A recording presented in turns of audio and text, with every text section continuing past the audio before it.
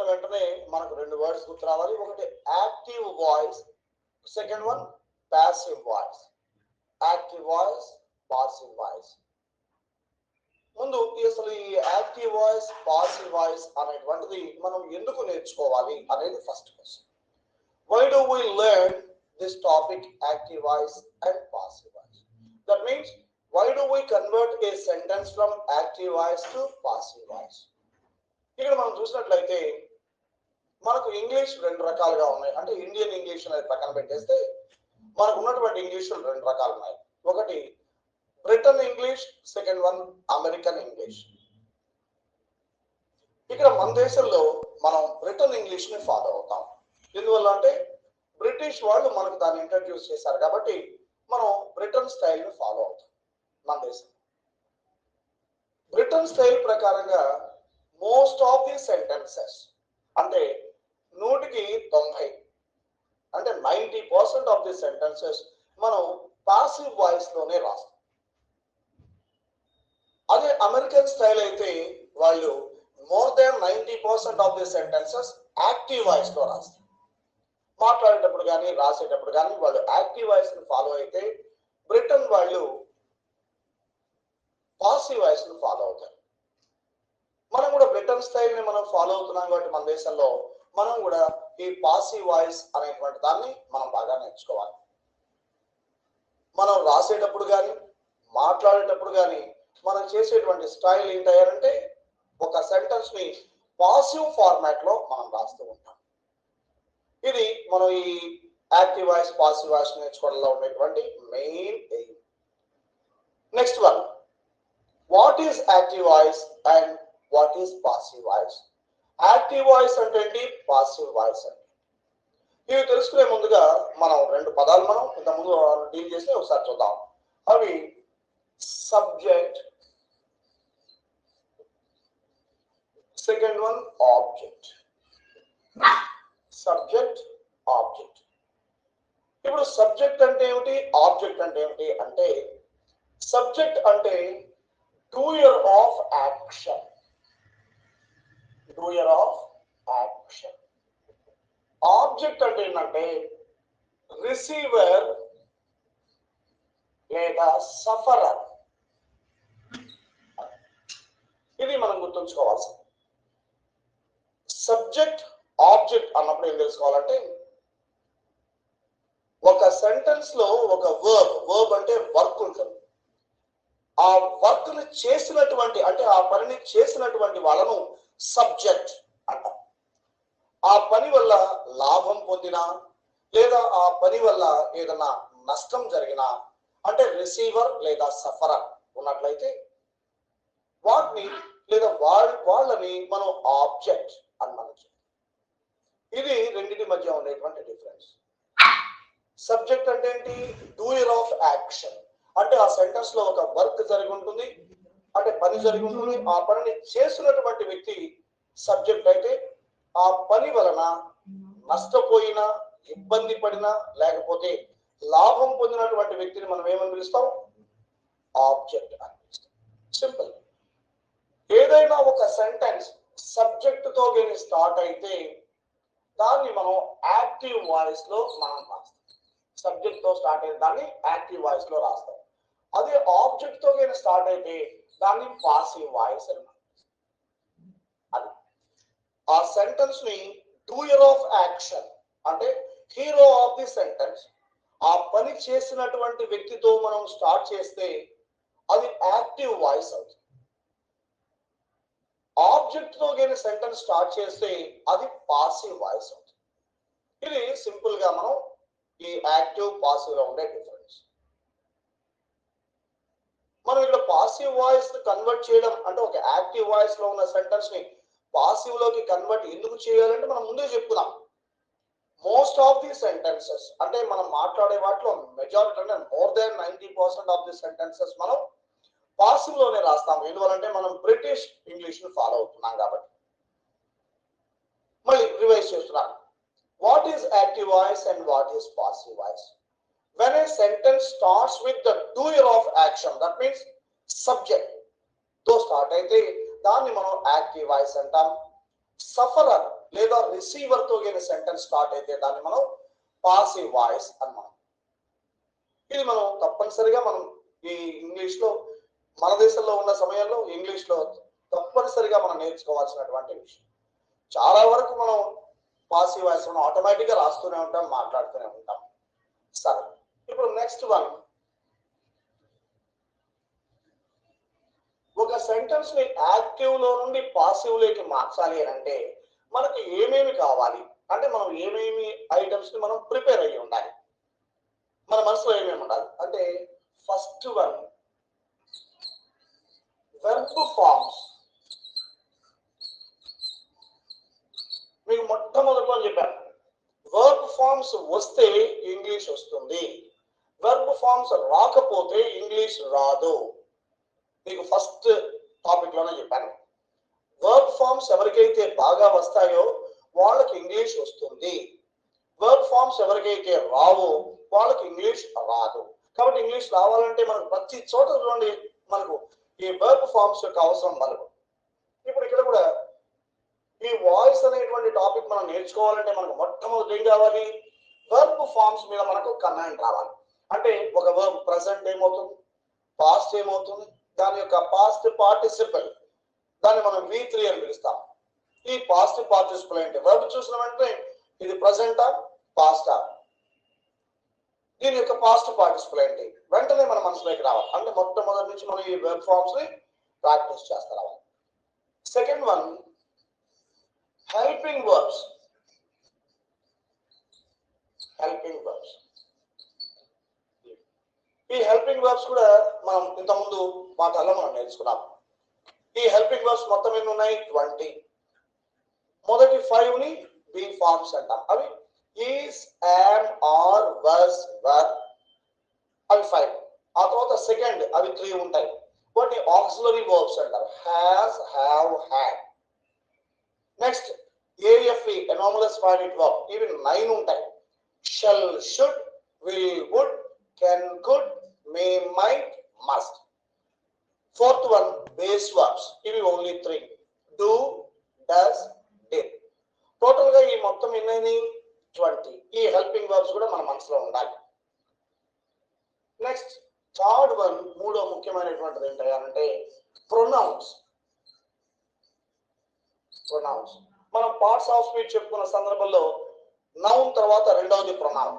ఆ ప్రొనౌన్స్ అప్పుడు చెప్పుకున్నాం, అయినా ఇప్పుడు ఒకసారి మళ్ళీ మనం గుర్తాం. ఈ ప్రొనౌన్స్ మనకు 2 రకాలు పోతాయి. ఒకటి సబ్జెక్ట్ ఫామ్, రెండవది ఆబ్జెక్ట్ ఫామ్.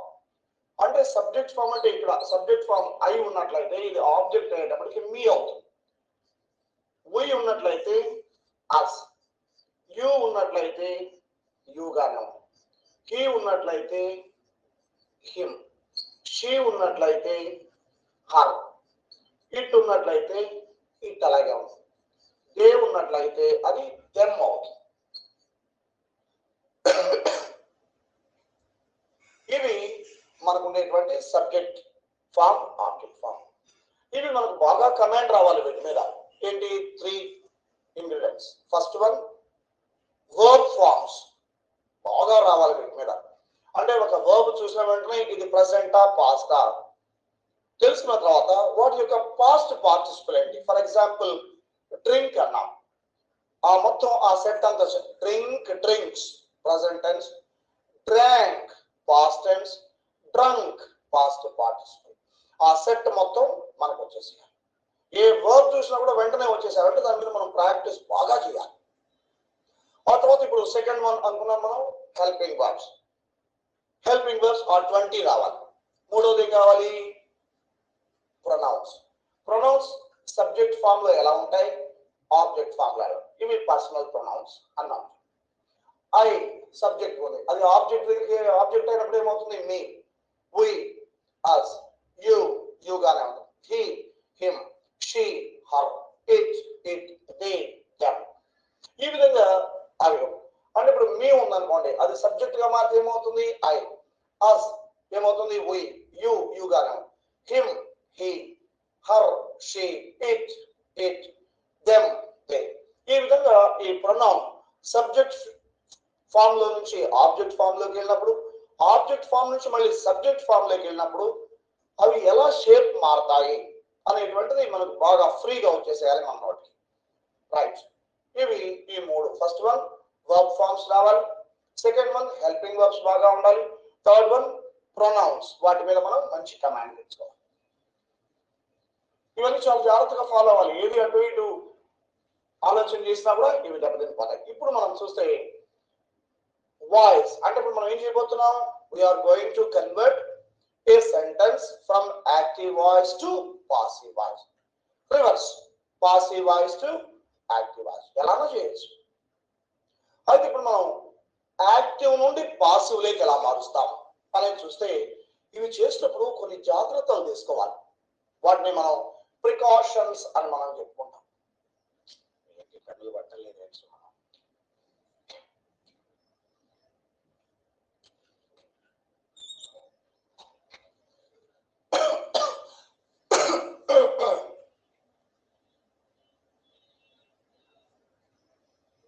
ఒక సెంటెన్స్ ని యాక్టివ్ నుంచి పాసివ్ లోకి మార్చేటప్పుడు లేదా పాసివ్ నుండి యాక్టివ్ లోకి మార్చేటప్పుడు మనం కొన్ని ప్రికాషన్స్ అంటే కొన్ని జాగ్రత్తలు తీసుకోవాలి.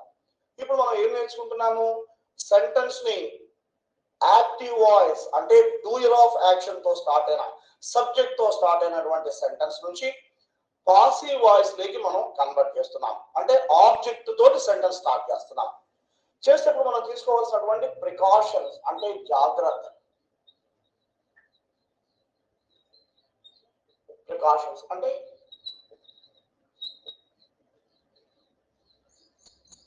జాగ్రత్త. ఫస్ట్ వన్, మీనింగ్ మారకూడదు. మీనింగ్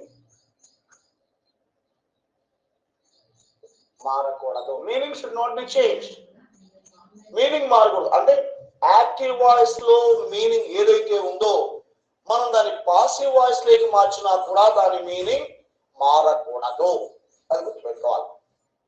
ఏ మాత్రం మీనింగ్ లో డిఫరెన్స్ రాకూడదు. అక్కడ యాక్టివ్ లో ఎలా ఉందో పాసివ్ లో కూడా అలాగే ఉండాలి. సెకండ్ వన్, టెన్స్ కూడా మారకూడదు. Tense should not be change, tense కూడా మారకూడదు. అంటే అర్థమేంటి, మనం ఇంతకుముందు టెన్సెస్ ఆఫ్ వర్బ్స్ నేర్చుకున్నాం. ఇచ్చినటువంటి యాక్టివ్ వాయిస్ లో ఉన్నటువంటి సెంటెన్స్ సింపుల్ ప్రెసెంట్ లో ఉంటే పాసివ్ వాయిస్ కూడా సింపుల్ ప్రెసెంట్ లోనే ఉండాలి. ప్రెసెంట్ కంటిన్యూస్ ఉంటే పాసివ్ వాయిస్ కూడా ప్రెసెంట్ కంటిన్యూస్. ప్రెసెంట్ పర్ఫెక్ట్ ఉంటే పాసివ్ వాయిస్ కూడా ప్రెసెంట్ పర్ఫెక్ట్. ఇక ప్రెసెంట్ పర్ఫెక్ట్ కంటిన్యూస్ ఉండదు, ఎండ్ అవ్వలేదు కాబట్టి ప్రెసెంట్ పర్ఫెక్ట్ కంటిన్యూస్ కి వాయిస్ ఉండదు. సింపుల్ పాస్ట్ ఉంటే పాసివ్ లో కూడా సింపుల్ పాస్ట్. పాస్ట్ కంటిన్యూస్ ఉంటే పాస్ట్ కంటిన్యూస్. యాక్టివ్ వాయిస్ లో పాస్ట్ పర్ఫెక్ట్ ఉంటే రైట్, పాసివ్ వాయిస్ కూడా పాస్ట్ పర్ఫెక్ట్. మళ్ళీ ఇలాగే పాస్ట్ పర్ఫెక్ట్ కంటిన్యూస్ అక్కర్లేదు. సింపుల్ ఫ్యూచర్ ఉంటే సేమ్ మళ్ళీ సింపుల్. ఇలా మనం యాక్టివ్ వాయిస్ లో ఏ టెన్స్ అయితే మనం వాడామో పాసివ్ వాయిస్ వచ్చేప్పటికి కూడా మనం అదే టెన్స్ ని మనం రాయాలి. అందుకే ఇక్కడ రాస్తున్నాం టెన్స్ మారకూడదు, tense should not be change, అది మారడానికి లేదు.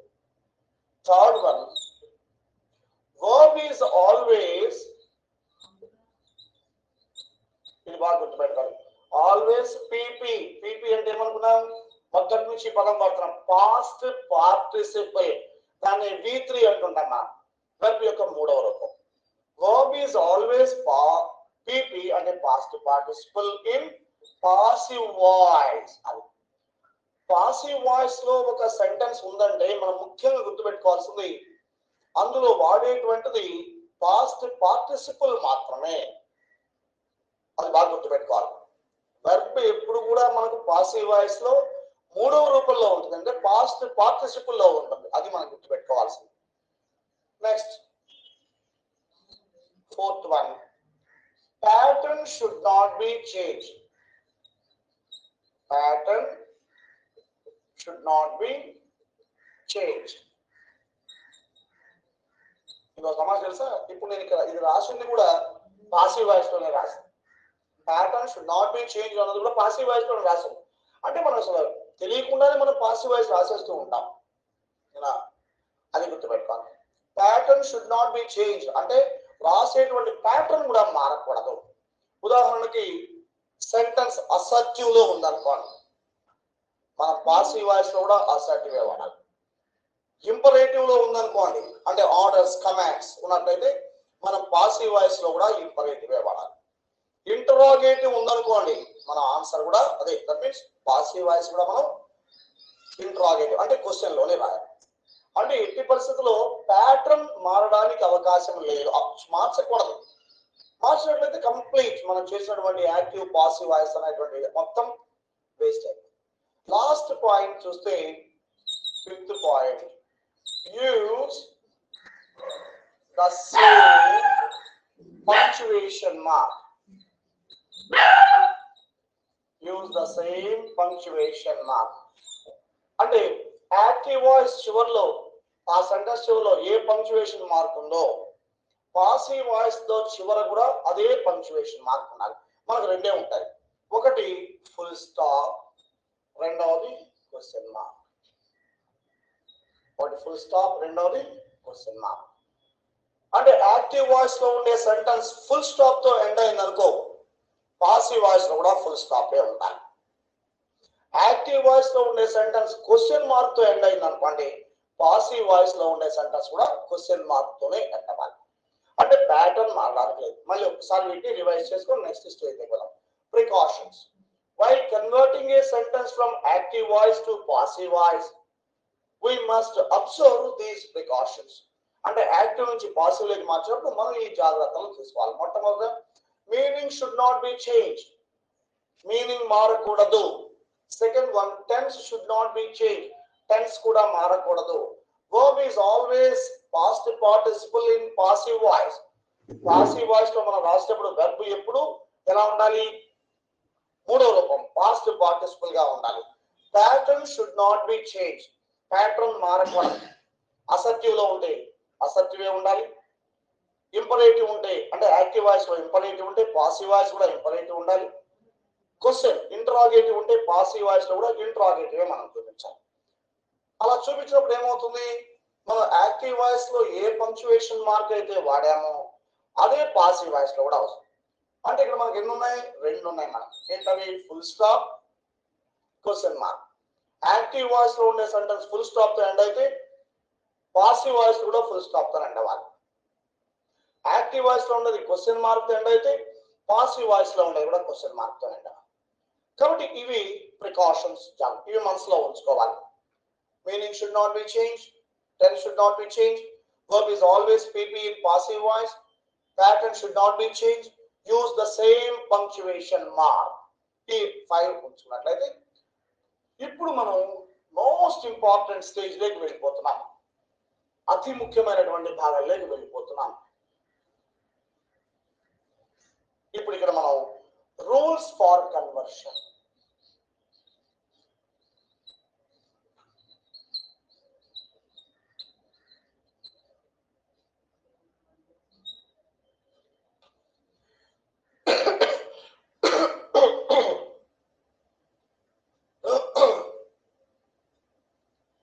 ఇప్పుడు మనం అతి ముఖ్యమైనటువంటి భాగాల్లోకి వెళ్తున్నాం.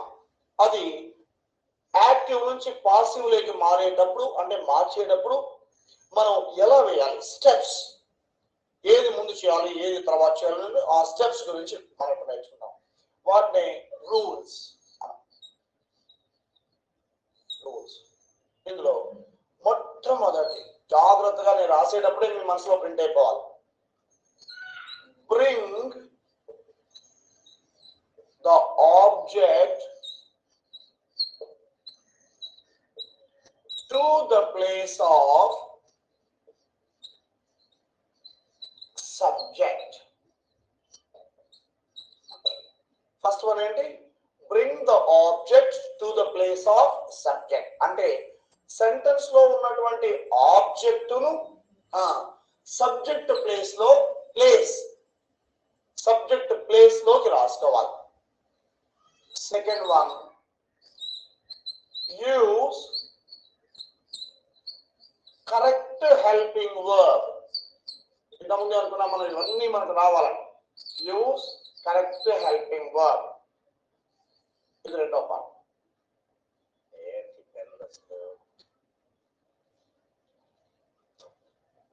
ఒక లైన్ రాశాను ఇప్పుడు బాగుందా? ఇంకా ఒక 2 నిమిషాలు చెప్పాలి. Third one, write the PP. అంటే పీపీ అన్నప్పుడు గుర్తుపెట్టుకోవాలి, past participle of the given verb. అంటే ఇచ్చిన వెర్బ్ యొక్క మూడవ రూపాన్ని రాయాలి. ఇవన్నీ స్టేజెస్. నెంబర్ 1 అయిన తర్వాత సెకండ్, సెకండ్ తర్వాత థర్డ్ రాయాలి. ఫోర్త్ వన్, యూస్ బై అంటే preposition. Use by where necessary. ఇక్కడ మాట చూడండి, వేర్ నెససరీ అంటున్నా అంటే అవసరమైన చోట మాత్రమే బై అనే ప్రిపోజిషన్ రాయమన్నాం. అంటే ఇది ఏం తెలుస్తుంది మనకు అంటే కొన్ని ప్రదేశాల్లో మనం బై అనే ప్రిపోజిషన్ రాయాల్సినటువంటి అవసరం లేదు, అది గుర్తుంచుకోవాలి. Next fifth one, first one ఏం చేశాము, ఆబ్జెక్ట్ ని మనం సబ్జెక్ట్ ప్లేస్ లోకి తీసుకొని వచ్చాం. ఇప్పుడు రివర్స్ ఏం చేస్తాము, take the subject to the place of very good object. అది ఇప్పుడు మనం రివర్స్ అంటే ఫస్ట్ ది ఫిఫ్త్ ది, ఇదేమో ఓపెనింగ్ ఇదేమో క్లోజింగ్. మళ్ళీ ఒకసారి చూడండి, రూల్స్ ఫర్ కన్వర్షన్. మొట్టమొదటి ఏం చేయాలి, సెంటెన్స్ లో ఉన్నటువంటి ఆబ్జెక్ట్ ని సబ్జెక్ట్ ప్లేస్ లో తెచ్చుకోవాలి. Bring the object to the place of subject. ఇవన్నీ బై హార్ట్ చేస్తాం. High. Second one, use correct helping verb. Third one, write the past participle of the given verb. Fourth one, use by where necessary. అక్కడ గుర్తుపెట్టుకోండి, wear necessary అవసరమైన చోట మాత్రమే. అంటే కొన్ని ప్రదేశాల్లో కొన్ని సందర్భాల్లో మనం బై వాడాల్సిన అవసరం ఉండదు. Fifth one, take the subject. ఇక్కడేమో బ్రింగ్ అన్నాము, ఇక్కడేమో టేక్.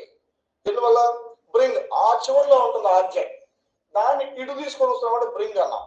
సబ్జెక్ట్ ఎక్కడ ఉంటుంది, ఇక్కడ ఉంటుంది, కాబట్టి టేక్ అక్కడికి తీసుకెళ్ళు, ఎక్కడికి, ఆబ్జెక్ట్ ప్లేస్. సిక్స్త్ వన్, ఇది అవసరం లేదు మీకు తెలుసు, use same punctuation mark. Use same punctuation mark అంటే ఇప్పుడు అనుకున్నాం కదా, యాక్టివ్ వాయిస్ లో ఉండే సెంటెన్స్ లో చివర ఏ పంక్చువేషన్ మార్క్ ఉంటుందో పాసివ్ వాయిస్ చివరలో కూడా అదే పంక్చువేషన్ మార్క్. వీటిని రబ్ చేసే ముందు ఒకసారి మళ్ళీ చదువుతాం, జాగ్రత్తగా చూడాలి. రూల్స్ ఫర్ కన్వర్షన్ అంటే మనం మార్చడానికి రూల్స్ అన్నమాట. ఏంటివి, ఫస్ట్ వన్ మీరు ఒకసారి నాతో పాటు మీరు అనాలి, bring the object to the place of subject. అంటే ఆబ్జెక్ట్ ని సబ్జెక్ట్ స్థానంలో రాయాలి. Second rule, use the correct helping verb. Tense చూసుకొని ఆ టెన్స్ లో అది ప్రజెంటా పాస్టా చూసుకున్న తర్వాత ప్రజెంట్ అయినట్లయితే అక్కడ ఏమొస్తాయి, సింగులరా ప్లూరలా, అన్ని జాగ్రత్తగా చూసుకొని ఆ హెల్పింగ్ వర్బ్ ఇప్పుడు మనం చేస్తాం ఒక్కొక్క రకం. Third one, write the past participle of the given verb. ఇచ్చిన వెర్బ్ యొక్క మూడవ రూపం పీపీని రాయాలి. ఫోర్త్ వన్, యూస్ బై అంటే preposition. Use by where necessary, ఎక్కడ అవసరమో అక్కడ మాత్రమే. అంటే ఒక సందర్భంలో మనం బై అనే ప్రిపోజిషన్ వాడాల్సిన అవసరం లేదు.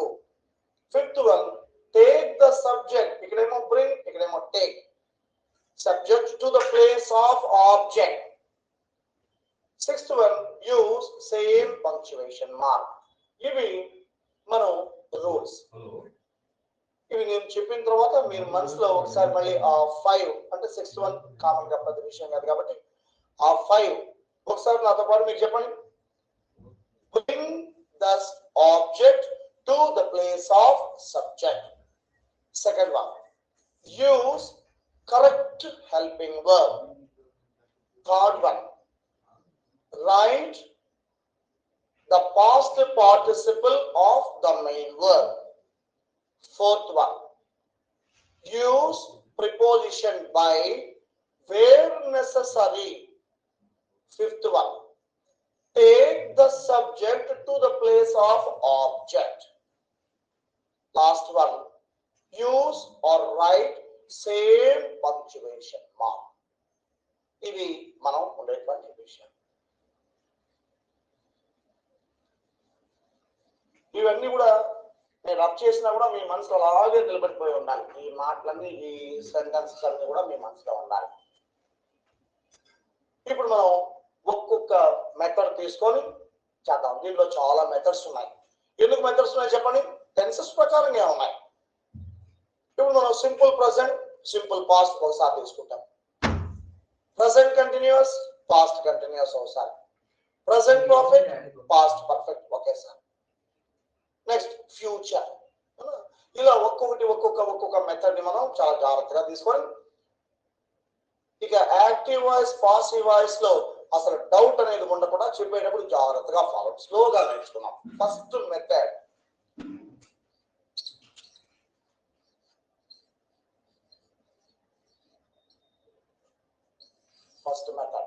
ఈ మెథడ్స్ అన్ని ఎలా ఫార్మ్ చేసుకుంటున్నాం మనం, అది మన ఇష్టమే.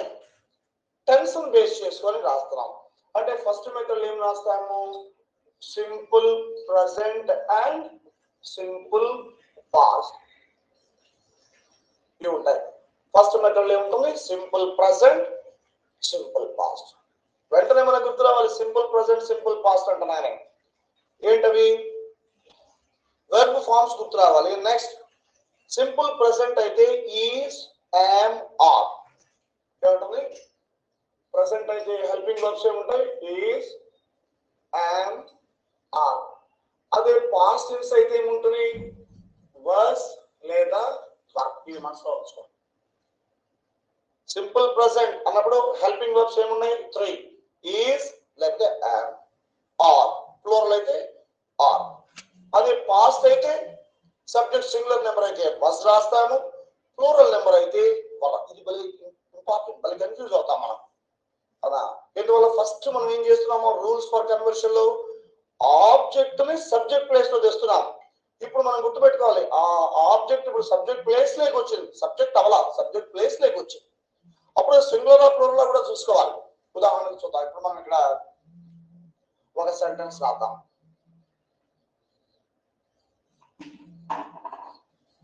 Ravi took the book. Ravi took the book. వెంటనే మనం ఏం చేయాలి? దీన్ని డివైడ్ చేసుకోవాలి. Subject, verb, object. రవి ఇదేంటిది? నౌన్. ద బుక్ ఇది కూడా నౌన్. అంటే ఆబ్జెక్ట్ ప్లేస్ లో నౌన్ నుండి అది సబ్జెక్ట్ ప్లేస్ లోకి వచ్చిన, సబ్జెక్ట్ ప్లేస్ లో ఉన్న నౌన్ ఆబ్జెక్ట్ ప్లేస్ లోకి వెళ్ళినా ఏమీ మారవు. అదే ప్రొనౌన్స్ అయితే మనం రాసాం ఇక్కడ ఇంతకుముందు, ఆ విధంగా మారుతాయి. ఇప్పుడు మొట్టమొదట మనం ఈ రెండింటిని గమనించుకోవాలి. ఏంటవి? Subject, object. ఇవి రెండు నౌన్సా ప్రొనౌన్సా అనేది తెలుసుకోవాలి. కాబట్టి ఇవి రెండు, ఇక్కడ రవి అనేది నౌనే, ద బుక్ అనేది నౌనే. కాబట్టి అది ఇటు ఇటు అటు ఎక్స్చేంజ్ చేయటప్పుడు అవి వాటిలో ఏమీ మారు. ఇప్పుడు వెర్బ్ దగ్గరికి రావాలి.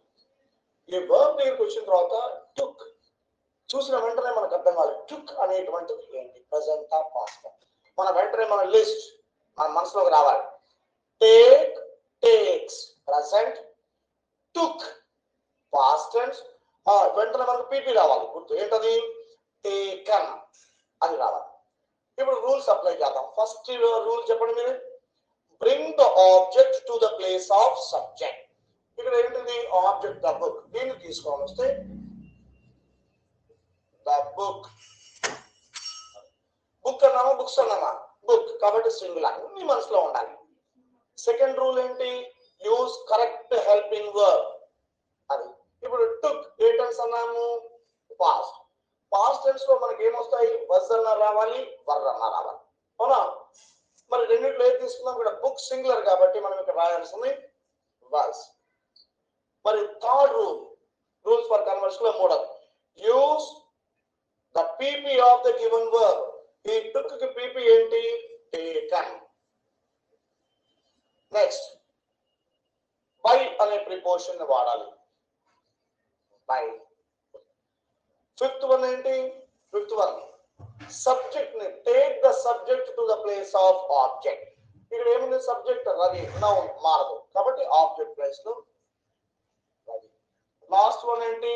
Same punctuation mark. ఇక్కడ మనం ఏం రాస్తున్నాము? Full stop. కాబట్టి ఇక్కడ కూడా మనం ఫుల్ స్టాప్ పడాలి. ఇది మనం చూసాం. ఇప్పుడు నేను కొన్ని సెంటెన్సెస్ రాస్తాను, వాటిని జాగ్రత్తగా మీరు చెప్తురండి. Number 1, she ate the food. అప్పుడు మనం విడగట్టాలి సబ్జెక్ట్ verb object. ate మళ్ళీ past.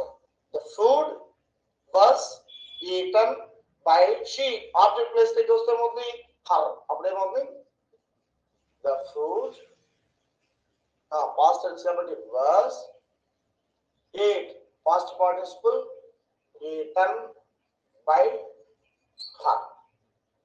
Next, second one, I write the letter. నేను లెటర్ రాస్తాను అన్న. మళ్ళీ సబ్జెక్ట్ verb object. ఇక్కడ the letter అన్న. రైట్ ఏ టెన్స్ లో ఉంది? Present tense. అప్పుడు ఏం రావాలి మనకు? ఈస్, యామ్, ఆర్ లో ఒకటి రావాలి. లెటర్ అనేది సింగులర్ నెంబర్ కాబట్టి is, right to past participle written by, I object place దగ్గర వెళ్తే me, full stop. Next one, they sing the song. వాళ్ళు పాట పాడతారు. Subject verb object. Present tense. ఇలా వస్తే the song, present tense. Present tense అప్పుడు is, am, are singular కాబట్టి is. Sing కి మూడో రూపం సంగ్ బై. ఇక్కడ ఉన్న దే ఎక్కడికి వెళ్తే ఏమవుతుంది? them. ఇవి ఇలా మనం వాటిని జాగ్రత్తగా రాసుకోవాలి. కాబట్టి ఫస్ట్ మనం సింపుల్ ప్రెసెంట్, సింపుల్ పాస్ట్ చూసినప్పుడు ఆ రూల్స్ మొత్తాన్ని జాగ్రత్తగా అప్లై చేసుకుని రాయాలి. ఇప్పుడు మనం ఎన్ని మెథడ్స్ నేర్చుకున్నా ఈ ఫస్ట్ స్టార్టింగ్ లో ఉన్న ఈ మెథడ్ మీద మనకు బాగా కమాండ్ రావాలి. వస్తే దాన్ని ఫాలో అవుతూ మిగతా అన్ని కూడా మనకు వచ్చాయి. ఇప్పుడు మనం వాయిస్ లో సెకండ్ మెథడ్ గురించి మాట్లాడుకుందాం. సెకండ్ మెథడ్ వేరేదేం కాదు, ఫస్ట్ మెథడ్ యొక్క ఎక్స్టెన్షన్ ప్లస్ ఎక్స్టెన్షన్. ఇప్పుడు మనం ఫస్ట్ మెథడ్ లో ఏం ఎగ్జాంపుల్స్ రాసుకున్నామో, ఎగ్జాంపుల్ అంటే లేదు, సబ్జెక్ట్, వర్బ్, ఆబ్జెక్ట్ ఉంటుంది, దాని తర్వాత ఫుల్ స్టాప్ ఉంటుంది. అవి ఫస్ట్ మెథడ్ లో సింపుల్ ప్రెసెంట్, సింపుల్ పాస్ట్ చూసాం. ఇప్పుడు ఇక్కడ చూద్దాం మనం. స్లోగా అబ్జర్వ్ చేయండి నేను చెప్పేదాన్ని. They sell bangles. ఇది మనం ఫస్ట్ మెథడ్ లో రాసినటువంటి ఎగ్జాంపుల్. అంటే సబ్జెక్ట్, వర్బ్, ఆబ్జెక్ట్ ఇంతవరకు.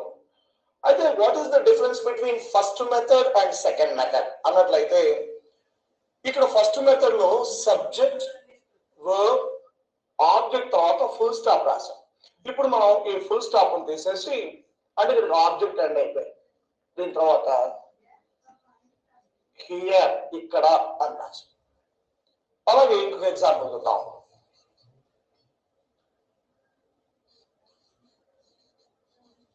Rama killed Ravana. Full stop. ఇది కూడా ఫస్ట్ మెథడ్. ఎందువల్ల? Rama subject, killed verb, Ravana object, full stop. అయితే ఇక్కడ మనం ఏం చేస్తున్నాం చూడాలి. అంటే ఇది ఆబ్జెక్ట్ పై సెంటెన్స్ లాగా. డిఫరెన్స్ గమనించాలి. ఎగ్జాంపుల్ 1 కి ఎగ్జాంపుల్ 2 కి డిఫరెన్స్ గమనించాలి. Rama killed Ravana with an arrow అన్న, విత్ an arrow. ఇప్పుడు ఎగ్జాంపుల్ 1 కి ఎగ్జాంపుల్ 2 కి డిఫరెన్స్ మనం గమనిస్తే, ఎగ్జాంపుల్ 1 లో ఆబ్జెక్ట్ తర్వాత ఒకే ఒక వర్డ్, వన్ వర్డ్.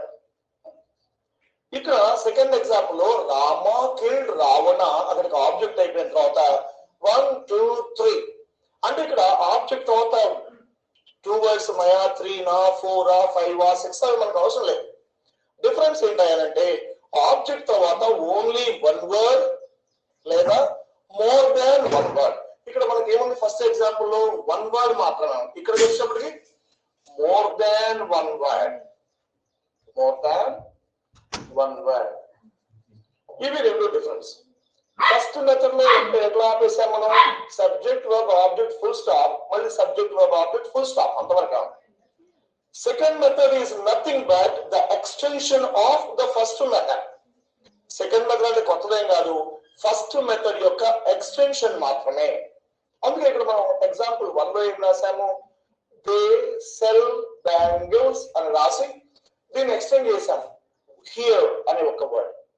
ఇక్కడ చూస్తే రామ కిల్డ్ రావణ, దీని నుండి మళ్ళీ ఎక్స్టెన్షన్ విత్ అన్ యారో అని మనం రాసాం. అంటే ఫస్ట్ మెథడ్ కి సెకండ్ మెథడ్ డిఫరెన్స్ ఏంటంటే ఆబ్జెక్ట్ తర్వాత ఎక్స్టెన్షన్లు ఉన్నాయి.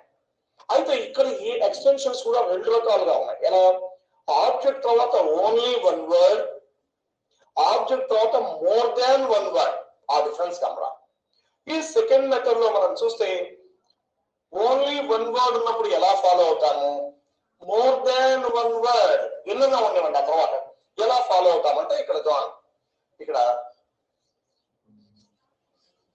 ఓన్లీ 1 వర్డ్ ఉందనుకోండి. ఇప్పుడు మనం ఇక్కడ ఓన్లీ 1 వర్డ్ అంటే దీనికి ఏం చేస్తామంటే దీనికి ఇన్సర్ట్ అనేటువంటి ఒక మెథడ్ ని మనం ఫాలో అవుతాం.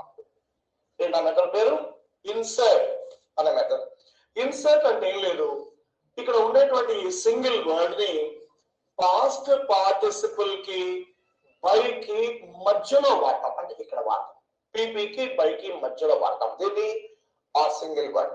అంటే ఎలా రాస్తామో ఒకసారి చూడండి. ఇక్కడ మనం స్పేస్ కోసం ఈ రఫ్ చేస్తున్నాను. ఇప్పుడు ఇక్కడ 1 వర్డ్ ఎలా రాస్తాము, సేమ్ రూల్స్ అన్ని మామూలుగానే ఉంటాయి. ఎలా, బ్యాంగిల్స్ రాసేసాం, బ్యాంగిల్స్ ఇది ప్లూరల్ నెంబర్. ప్లూరల్ నెంబర్ అయినప్పుడు మనం ప్రెసెంట్ లో ఏమేమి వస్తాయి, ఈజ్, యామ్, ఆర్. అదే పాస్ట్ టెన్స్ లో అయితే వర్స్ 1. ఇవి గుర్తుంటే ఇప్పుడు ఇక్కడ చూద్దాం. ఆబ్జెక్ట్ ని సబ్జెక్ట్ ప్లేస్ లో రాశాం. నెక్స్ట్ ఇక్కడ మనం ఏం రాయాలి, హెల్పింగ్ వర్బ్ రాయాలి. హెల్పింగ్ వర్బ్ రాయాలన్నప్పుడు సెల్, సెల్ అనేది ప్రెసెంట్ టెన్స్. ప్రెసెంట్ టెన్స్ లో మనకి ఏమున్నాయి, ఈజ్, యామ్, ఆర్. ఇక్కడ బ్యాంగిల్స్ ప్లూరల్ నెంబర్ కాబట్టి మనం ఆర్ తీసుకుంటాం. Bangles are. సెల్ కి పాస్ట్ పార్టిసిపుల్ సోల్డ్ అంటే పీపీ రాశాం. పీపీ తర్వాత ఏం రాస్తాము, బై రాస్తాం.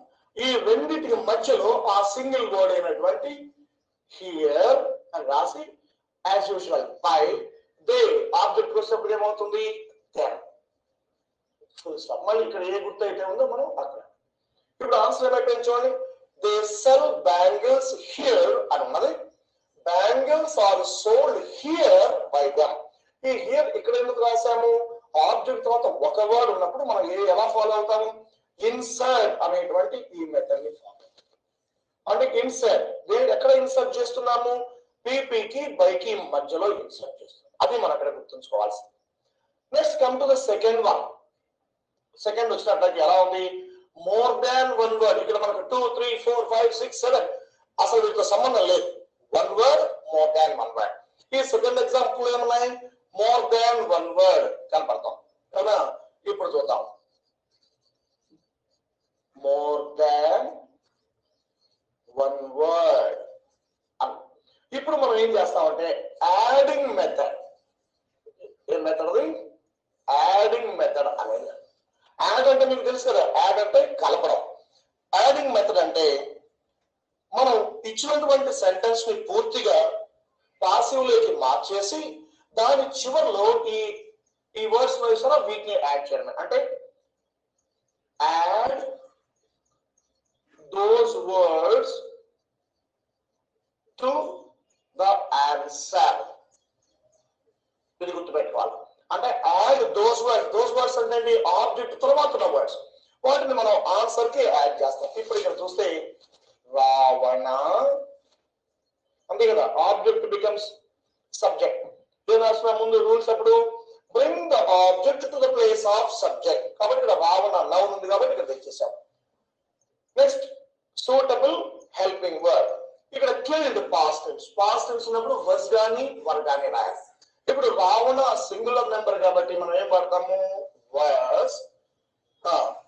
కిల్డ్ కి పాస్ట్ టెన్స్ కూడా కిల్డ్. యాక్సెస్ మామూలు ఫస్ట్ మెథడ్ లో రాసినట్టే బై రామ అంటే మార్చేసాం ఫస్ట్ మెథడ్ లో రాసినట్టు.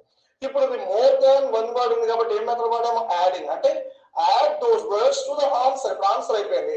ఇప్పుడు దీనికి తీసుకొచ్చి యాడ్ చేయడం విత్ అండ్ యారో. యాక్చువల్గా యారో అనదు స్పియర్ అనాలి, కానీ మీకు ఈజీగా ఉండడం కోసం నేను యారో అని వాడాను. రెండు ఒకటే, స్పియర్ అనాలి, యారో చక్కగా. కాబట్టి ఇక్కడ మనం గమనిస్తే ఈ సెకండ్ మెథడ్ లో ఫస్ట్ మెథడ్ యొక్క extension second method.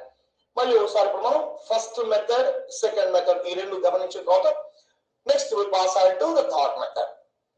First method లో ఎక్కడ వరకు ఉంది ఈ బాగా గమనించుకోవాలి. సబ్జెక్ట్ వర్బ్ ఆబ్జెక్ట్, అక్కడ ఫుల్ స్టాప్. ఫస్ట్ మెథడ్ లో ఏ సెంటెన్స్ అన్నటువంటి ఫస్ట్ మెథడ్ లో subject next verb next object. అంటే అది ప్రెసెంట్ వర్బ్ అన్నది ఉంటుంది, పాస్ట్ వర్బ్ అన్నది ఉంటుంది. ఇప్పుడు సెకండ్ మెథడ్ ఇప్పుడే మనం రాసాం. ఈ సెకండ్ మెథడ్ కొత్తదేం కాదు, ఫస్ట్ మెథడ్ యొక్క ఎక్స్టెన్షన్ మాత్రమే. ఎక్స్టెన్షన్ అంటే ఆ ఫుల్ స్టాప్ తర్వాత ఇంకొన్ని మనం యాడ్ చేస్తాం. ఆ యాడింగ్ కూడా మనం ఎలా ఉన్నాయంటే ఇప్పుడు ఫస్ట్ ఎగ్జాంపుల్ లో చూస్తే హియర్ అనే ఒక వర్డ్ మాత్రమే ఉంది. అప్పుడు ఒక వర్డ్ ఉన్నప్పుడు ఇక్కడ మనం గమనించినట్లయితే చూడండి, ఇక్కడ ఒక వర్డ్ మాత్రమే ఉన్నప్పుడు మనం ఏ మెథడ్ వాడాము ఇన్సర్ట్ అనే మెథడ్. ఇన్సర్ట్ అంటే రెండింటి మధ్యలో మనం ఉపయోగిస్తాం. ఎక్కడ ఉపయోగిస్తున్నాము పీపీకి బైకి మధ్యలో వాడతాం. అందువల్ల దే సెల్ బ్యాంగిల్స్ హియర్, దీన్ని తీసేసి మామూలు మార్చడం బ్యాంగిల్స్ ఇక్కడికి వచ్చింది. ప్రెసెంట్ టెన్స్ లో ఉన్నప్పుడు is and are. Bangles plural number కాబట్టి ఆర్. సెల్ కు పాస్ట్ పార్టిసిపుల్ సోల్డ్ అంటే పీపీ రాశారు. వెంటనే ఏం పెట్టాలి ఏ సింగిల్ వర్డ్ హియర్. మళ్ళీ as usual by they becomes them అయిపోయింది. దీంతో ఒకటి అయిపోయింది. రెండోది సెకండ్ వన్ వచ్చేప్పటికి ఇక్కడ గమనించాలి, దీనికి ఫస్ట్ కి second difference. Rama killed Ravana. ఇంతవరకే మనం సెంటెన్స్ స్టాప్ చేస్తే అది ఫస్ట్ మెథడ్ లో. ఫస్ట్ మెథడ్ లో అయితే ఇప్పుడు మనం సెకండ్ మెథడ్ లో ఏమనుకున్నాం ఎక్స్టెన్షన్ అన్నప్పుడు ఇక్కడ చూడండి విత్ అండ్ యారో. 3 వర్డ్స్ ఉన్నాయి. అక్కడ 3 ఉన్నాయా 4 ఉన్నాయా 5 ఉన్నాయా మనకు అనవసరం. 1 word or more than 1 word. ఇక్కడ 3 ఉన్నాయి అందుకే ఇక్కడ మోర్ దాన్ 1 వర్డ్. ఇక్కడ చూడండి, ఇక్కడ మోర్ దాన్ 1 వర్డ్ ఉన్నప్పుడు మనం ఏమనుకున్నాము యాడింగ్ మెథడ్. యాడింగ్ అంటే ఏం యాడ్ చేస్తే ఎక్కడ చేస్తున్నాము add those words to the answer. అంటే ఈ పాసివ్ వాయిస్ లో ఫస్ట్ మెథడ్ లో మార్చినట్టుగా మార్చేసి దాని చివరిలో ఆ మిగిలినటువంటి వర్డ్స్ ని ఇక్కడ మనం ఇన్సర్ట్. ఒకసారి 2 ఎగ్జాంపుల్స్ గమనించినట్లయితే మనం ఇప్పుడు థర్డ్ మెథడ్ లోకి మనం పాస్ అనేది వెళ్ళిపోవచ్చు. ప్రతి దానికి మనం మొట్టమొదటిలో చెప్పుకున్నటువంటి ఆ రూల్స్ ఆఫ్ కన్వర్షన్. అంటే ఏంటా రూల్స్ ఆఫ్ కన్వర్షన్ బాగా మనం మనసులో ఉంచుకోవాలి. రూల్స్ ఆఫ్ కన్వర్షన్ ఏంటా రూల్స్? ఆబ్జెక్ట్ ని సబ్జెక్ట్ ప్లేస్ లో రాయాలి, అంటే bring the object to the place of subject. Second one use correct helping word. Third one write the past participle of the given verb, అంటే ఇచ్చిన verb యొక్క 3వ రూపాన్ని రాయాలి. Next one use preposition by where necessary, అంటే ఎక్కడైతే అవసరమో preposition by ని అక్కడే వాడాలి. అంటే దీని అర్థం ఏంటి, కొన్ని సందర్భాల్లో మనకు బై అనే ప్రిపోజిషన్ వాడాల్సిన అవసరం లేదు. అది వచ్చినప్పుడు మనం దాని గురించి మాట్లాడదాం. ప్రస్తుతం అన్నింటిలో వాడతాం. ఫిఫ్త్ వన్, ఫస్ట్ వన్ ఏం రాసాము bring the object to the place of subject అన్నా. ఇప్పుడు fifth one take the subject to the place of object. Last sixth one పైన ఏ పంక్చువేషన్ మార్క్ అయితే ఉందో అదే రాస్తాం. ఇప్పుడు మనం థర్డ్ మెథడ్ లేక థర్డ్ మెథడ్. ఈ మెథడ్స్ అన్ని మనం ఎలా ఫాలో అవుతున్నాము? సింపుల్ ప్రెసెంట్, సింపుల్ పాస్ట్ ఒక ఫస్ట్ మెథడ్ రాస్తున్నాం. సెకండ్ మెథడ్ లో సింపుల్ ప్రెసెంట్, సింపుల్ పాస్ట్ దాని యొక్క ఎక్స్టెన్షన్ మనం రాసాం. ఇప్పుడు థర్డ్ మెథడ్ వచ్చేటప్పటికి కంటిన్యూస్. బాగా గమనించండి, థర్డ్ మెథడ్ ఏమొస్తుంది మరి ఇక్కడ కంటిన్యూస్. ఇక్కడ స్పెల్లింగ్ చూడండి, CONTINUOES ఉంది, NEODS రెండు ఉన్నాయి. కంటిన్యూస్. ఈ కంటిన్యూస్ లో మనకు రెండు ఉన్నాయి. ఏంటది? ప్రెసెంట్ కంటిన్యూస్ ఉంది, పాస్ట్ కంటిన్యూస్. బాగా గమనించాలి. కంటిన్యూస్ అన్న దగ్గర ప్రెసెంట్ కంటిన్యూస్, పాస్ట్ కంటిన్యూస్ రెండు ఉన్నాయి. దీన్ని మనం ఎలా గుర్తుపడతాము అని అంటే, సెంటెన్స్ లో వెర్బ్ ప్లస్ ఇంగ్ అనేది కనుక నేను వేసేటువంటి ఇది చాలా జాగ్రత్తగా ఉంది. సెంటెన్స్ లో verb plus ing, eating, running, jumping, walking, sleeping, ఇలాంటివన్నీ వెర్బ్ ప్లస్ ఇంగ్. వీటిని ప్రెసెంట్ పార్టిసిపుల్ అని మనం చెప్తాం. ఏమంటాం? Present participle. అదే మూడో రూపాన్ని పాస్ట్ పార్టిసిపుల్. ఈ వర్బ్ ప్లస్ ఇంగ్ దీన్ని ప్రెసెంట్ పార్టిసిపుల్ అంటాం. ఏ సెంటెన్స్ లోనైనా మీకు వర్బ్ ప్లస్ ఇంగ్ కనపడిన వెంటనే మనం ఏం గుర్తుపెట్టుకోవాలి? అది కంటిన్యూస్ అని మనం గుర్తుపెట్టుకోవాలి. ఈ కంటిన్యూస్ ఈ వర్బ్ ప్లస్ ఇంగ్ ముందు ఈస్ గాని, యామ్ గాని, ఆర్ ఉన్నట్లయితే అది ప్రెసెంట్ కంటిన్యూస్. ఏంటన్నది? Present continuous. ఒకవేళ దీని ముందు వర్స్ గాని, వర్ గాని ఉన్నట్లయితే అది పాస్ట్ కంటిన్యూస్. అది గుర్తుపెట్టుకోండి. ఇప్పుడు మనం ఇంతవరకు మనం ఏం చేస్తామంటే క్వశ్చన్ ని మనం అనలైజ్ చేసుకున్నాం. మళ్ళీ ఒకసారి రిపీట్ చేస్తాను. సెంటెన్స్ లో మీకు వర్బ్ ప్లస్ ఇంగ్ కనపడిన వెంటనే మనకి ఏం ఏం ఐడియా రావాలి? సెంటెన్స్ కంటిన్యూస్ లో ఉంది అని తెలియాలి. మరి కంటిన్యూస్ రెండు రకాలు ఉన్నాయి, ప్రెసెంట్ కంటిన్యూస్, పాస్ట్ కంటిన్యూస్. మరి ఎలా గుర్తుపడతాం? ప్రెసెంట్ కంటిన్యూస్ కి పాస్ట్ కంటిన్యూస్ కి డిఫరెన్స్ ఏంటి? ఆ వర్బ్ ప్లస్ కు ముందుగా, వర్బ్ ప్లస్ ఇంగ్ కి ముందుగా ఈస్ గాని, యామ్ గాని, ఆర్ గాని ఉంటే అది ప్రెసెంట్ కంటిన్యూస్ అవుతుంది. అలా కాకుండా దాని ముందు వస్ గాని, వర్ గాని ఉంటే అది పాస్ట్ కంటిన్యూస్ అవుతుంది. ఇంతవరకు మనం ఏం తెలుసుకున్నాము? సెంటెన్స్ ని ఐడెంటిఫై చేయడం తెలుసుకున్నాం. అంటే ప్రెసెంట్ కంటిన్యూస్ ఎలా ఉంటుంది, పాస్ట్ కంటిన్యూస్ ఎలా ఉంటుంది. ఇలా మనం ప్రెసెంట్ కంటిన్యూస్ గాని, పాస్ట్ కంటిన్యూస్ గాని ఉన్నప్పుడు మనం బీయింగ్ అనే ఒక కొత్త వర్డ్ ని ఇంట్రడ్యూస్ చేయాలి. ఏంటా వర్డ్ ఏంటి? బీయింగ్ అనే న్యూ వర్డ్ ని మనం ప్రవేశపెట్టాలి. ఎక్కడ వాడాలి అంటే after be form. Be form తర్వాత రాయాలి. అంటే బీ ఫామ్ ఎక్కడ ఉంది? Second one. రూల్స్ మర్చిపోయారా? మళ్ళీ గుర్తు రావాలి. సెకండ్ వన్ బీ ఫామ్, అదే హెల్పింగ్ వర్బ్. ముందు ఏం చేసాము? ఆబ్జెక్ట్ సబ్జెక్ట్ ప్లేస్ లో రాసాము. నెక్స్ట్ ఏం రాసాము? Helping verb. ఆ హెల్పింగ్ వర్బ్ ఇక్కడ బీ ఫామ్.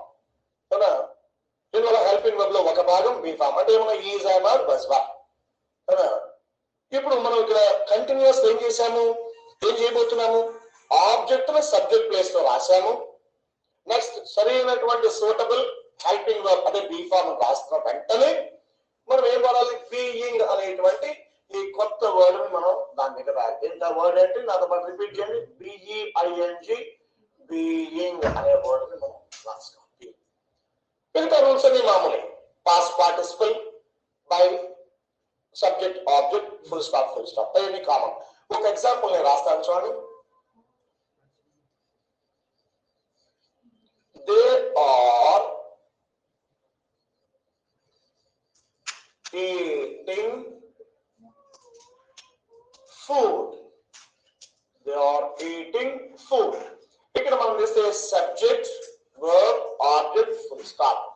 ఇక్కడ మనం వెంటనే ఏం గుర్తుపెట్టుకోవాలో ఇదిగో ఇక్కడ ఈట్, ఇన్, ఇవి రెండు ఉన్నాయి. ఈట్ ప్లస్ ఇన్ అంటే కంటిన్యూస్ అని మనకు అర్థమైంది. మరి అది ప్రెసెంట్ కంటిన్యూసా, పాస్ట్ కంటిన్యూసా ఎలా తెలుస్తుంది? దాని ముందు అంటే ఈటింగ్ ముందు ఈజ్, యామ్, ఆర్ ఈ మూడిట్లో ఏదన్నా ఒకటి ఉంటే అది ప్రెసెంట్ కంటిన్యూస్ అని, వస్ లేదా వర్ ఉంటే అది పాస్ట్ కంటిన్యూస్ అని మనకు తెలియాలి. ఇప్పుడు ఇక్కడ ఈటింగ్ ముందేముంది? ఆర్. కాబట్టి మనం ఏం తెలుస్తుంది? ఇది ప్రెసెంట్ కంటిన్యూస్ లో ఉంటుంది. బాగా గమనించాలి. ఇక్కడ ఏమి ఈజ్ లేదా యామ్ లేదా ఆర్ ఉంటే మనం ప్రికాషన్స్ లో చెప్పుకున్నాం, word should not be change. అదే tense should not be change అంటే టెన్స్ మారకూడదు. కాబట్టి ఈజ్ ఐఎమ్ ఆర్ ఉన్నట్లయితే మనం ఆన్సర్ కూడా మనం ప్రజెంట్ కంటిన్యూస్ అంటే పాసివ్ వాయిస్ కూడా ప్రజెంట్ కంటిన్యూస్ లోనే ఉండాలి.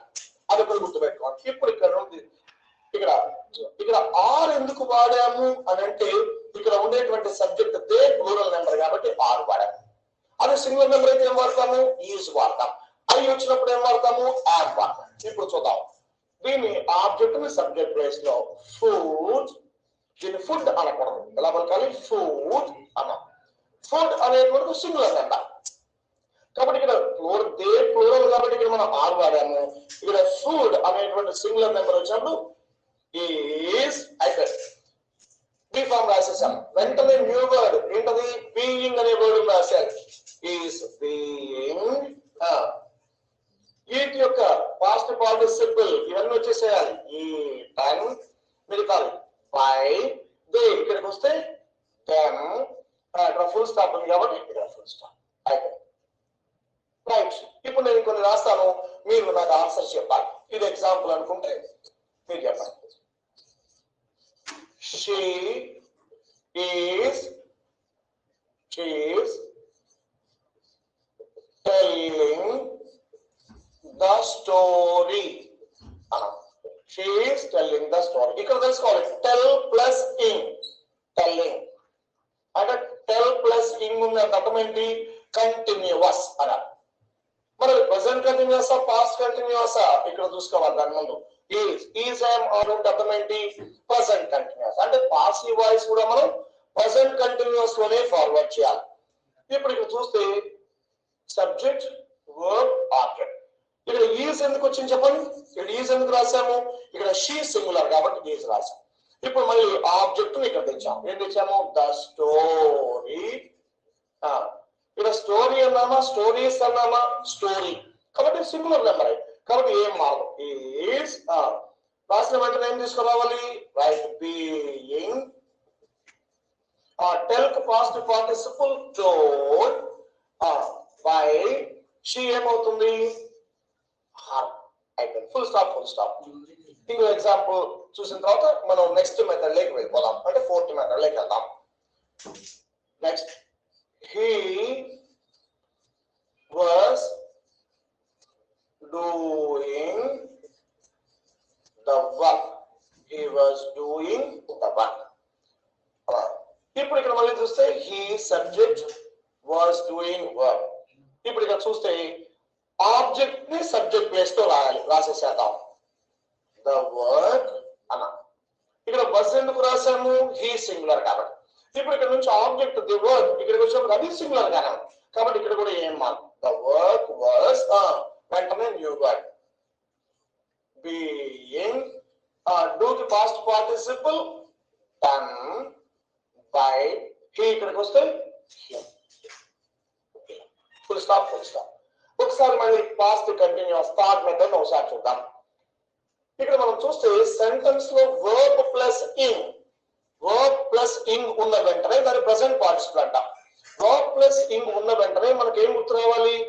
ఆ ఇచ్చినటువంటి సెంటెన్స్ కంటిన్యూస్ లో ఉంది. That's all. మరి అది కంటిన్యూస్ రెండు ఉన్నాయి మనకు. ఏంటవి? Very good. Present continuous, past continuous. మరి ఎట్లా ఐడెంటిఫై చేస్తాం? ఎట్లా గుర్తుపడతాం? అది ప్రెసెంట్ కంటిన్యూస్ పాస్ట్ కంటిన్యూస్ అని? సింపుల్. దాని ముందు ఈజ్ యామ్ ఆర్ ఉన్నట్లయితే ప్రెసెంట్ కంటిన్యూస్. వర్స్ లేదా వర్బ్ ఉన్నట్లయితే పాస్ట్ కంటిన్యూస్. ఎప్పుడు మన మనసులో ఉండాలి. అవునా? కంటిన్యూస్.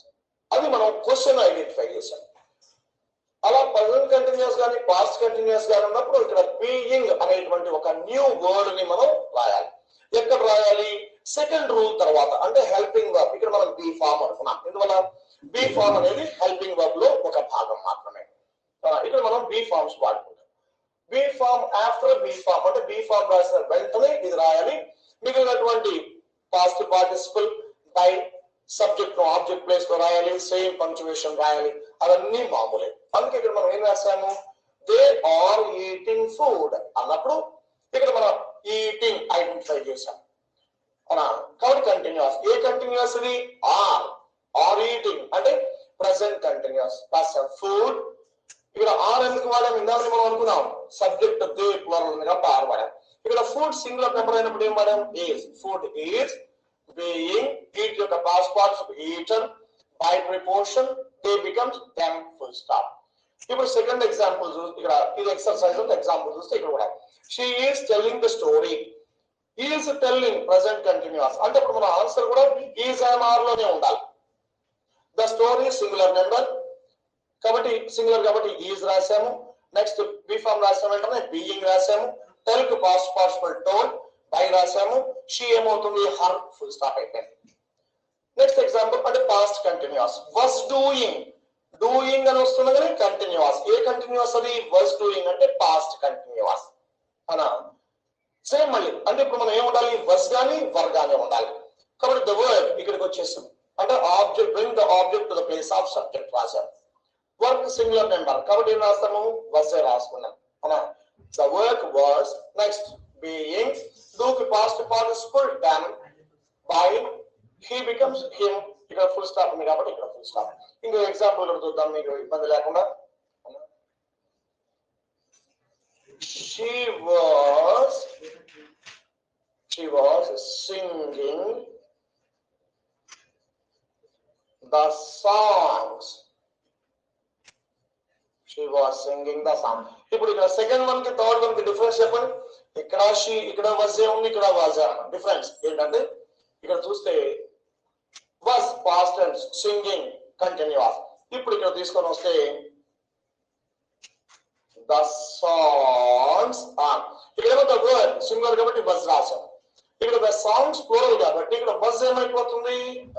Very good. were మళ్ళీ being, single past participle sung, by he, she ఇక్కడ ఉంది. she ఇక్కడికి వస్తే ఏమవుతుంది? her, full stop. ఇలా మనం వీటిని జాగ్రత్తగా ఫాలో అవుతూ వెళ్ళినట్లయితే మనం థర్డ్ మెథడ్ ని ఎక్కడ వచ్చినా కూడా మనం ఈజీగా, థర్డ్ మెథడ్ నెంబర్ ఏమక్కర్లేదు, ఒక్కో నెంబర్ చెప్పుకుంటాం. కంటిన్యూస్, ప్రెసెంట్ కంటిన్యూస్ కానీ పాస్ట్ కంటిన్యూస్ వచ్చినప్పుడు దాన్ని ఈజీగా మనం పాసివ్ వాయిస్ లోకి కన్వర్ట్ చేస్తాం. రైట్. ఫస్ట్ మెథడ్ లో simple present, simple past. Second method లో same simple present, simple past extension చెప్పుకున్నాం. ఇప్పుడు థర్డ్ మెథడ్ కూడా అయిపోయింది. మనం థర్డ్ మెథడ్ లో ఏం చెప్పుకున్నాము? కంటిన్యూస్ అంటే present continuous, past continuous. Continuous అన్న వెంటనే మన మనసులో ఒక వర్డ్ రావాలి. ఏంటో వర్డ్ చెప్పండి? బీయింగ్. Very good. ఏం రావాలి? బీయింగ్. బాగా చెప్పారు. కాబట్టి కంటిన్యూస్ అన్న వెంటనే మన మనసులోకి బీయింగ్ రావాలి. ప్రెసెంట్ కంటిన్యూస్ అయితే is and are, past continuous అయితే was ఫార్మ్. అవి రాసిన వెంటనే బీయింగ్ రాసి మిగతా మొత్తం యాస్టేజ్ గా రాశారు. రైట్. ఇప్పుడు మనం ఫోర్త్ మెథడ్ లోకి వెళ్దాం. ఏ మెథడ్ లోకి మనం పాస్ ఆనై వెళుతున్నా మన మనసులో ఈ పైన రాసినటువంటి హెల్పింగ్ వర్బ్స్ అలాగే ఉండాలి. ఆ తర్వాత రూల్స్ ఫర్ కన్వర్షన్ అంటే మనం మార్చేటువంటి రూల్స్ ఉన్నాయి సరే. ఏంటా రూల్స్? ఒకసారి నేను రాసే లోపల మీరు వాటిని ఒకసారి మళ్ళీ రిపీట్ చేయండి. Bring the object to the place of subject. Number 2, use correct helping verb. Next, write the past participle of the given verb. Next, use preposition by where necessary.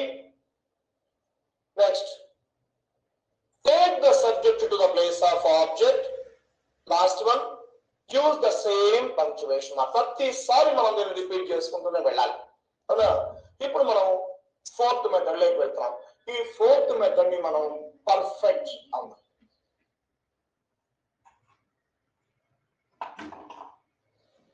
ఇప్పుడు మనం ఫోర్త్ మెథడ్ లోకి వెళ్తున్నాం. ఈ fourth method ని మనం perfect. Fourth method ఏమంటున్నాం? Perfect. Third method లో ఏం చూసాం మనం? కంటిన్యూస్. ఫోర్త్ మెథడ్ లో ఏం చూస్తున్నాము? పర్ఫెక్ట్. సేమ్ మళ్ళీ కంటిన్యూస్ లో ప్రెసెంట్ కంటిన్యూస్, పాస్ట్ కంటిన్యూస్ ఎలా చూసాము, ఈ పర్ఫెక్ట్ వచ్చినప్పుడు కూడా మనం same present perfect, past perfect ఇవి రెండు చూస్తూనే రావాలి. ఇక్కడ సెంటెన్స్ లో మనకి ఎప్పుడైనా హ్యాస్ గాని హ్యావ్ గాని హ్యాడ్ ఇవి ఉన్నట్లయితే ఏంటా వర్డ్స్ ఏంటి? హ్యాస్ గాని హ్యావ్ గాని హ్యాడ్ ఇవి కనిపించిన వెంటనే మనం ఏమనుకోవాలి? సెంటెన్స్ పర్ఫెక్ట్ టెన్స్ లో ఉంది. ఎలా ఉంది? పర్ఫెక్ట్ టెన్స్ లో ఉంది అని తెలుసుకోవాలి. ఇంతకుముందు కంటిన్యూస్ ఎలా ఐడెంటిఫై చేశాము? వర్క్ ప్లస్ ఇంగ్ ఉన్న వెంటనే అది కంటిన్యూస్. ఈజ్ యామ్ ఆర్ ఉండి వర్క్ ప్లస్ ఇంగ్ ఉంటే ప్రెసెంట్ కంటిన్యూస్. వస్ వర్ ఉండి వర్క్ ప్లస్ ఇంగ్ ఉంటే పాస్ట్ కంటిన్యూస్. అలాగే పర్ఫెక్ట్ కూడా మనం ఎలా ఐడెంటిఫై చేస్తాము? హ్యాస్, హ్యావ్, హ్యాడ్ ఉన్నాయనుకోండి. అవునా? ఉన్నప్పుడు వెంటనే మనం ఏమనుకోవాలి? దీన్ని పర్ఫెక్ట్ టెన్స్ గా మనం చూడాలి. అవునా? హ్యాస్, హ్యావ్ ఉన్నట్లయితే దాన్ని ప్రెసెంట్ పర్ఫెక్ట్ అనుకోవాలి. హ్యాస్, హ్యావ్ ఉన్నట్లయితే ఏమనుకోవాలి? ప్రెసెంట్ పర్ఫెక్ట్ అనుకోవాలి. హ్యాడ్ ఉన్నట్లయితే దాన్ని పాస్ట్ పర్ఫెక్ట్ గా చూసుకోవాలి. దాన్ని గుర్తుపెట్టుకోవాలి. సెంటెన్స్ లో హ్యాస్ లేదా హ్యావ్ ఉంటే అది ప్రెసెంట్ పర్ఫెక్ట్. హ్యాడ్ ఉన్నట్లయితే that is past perfect.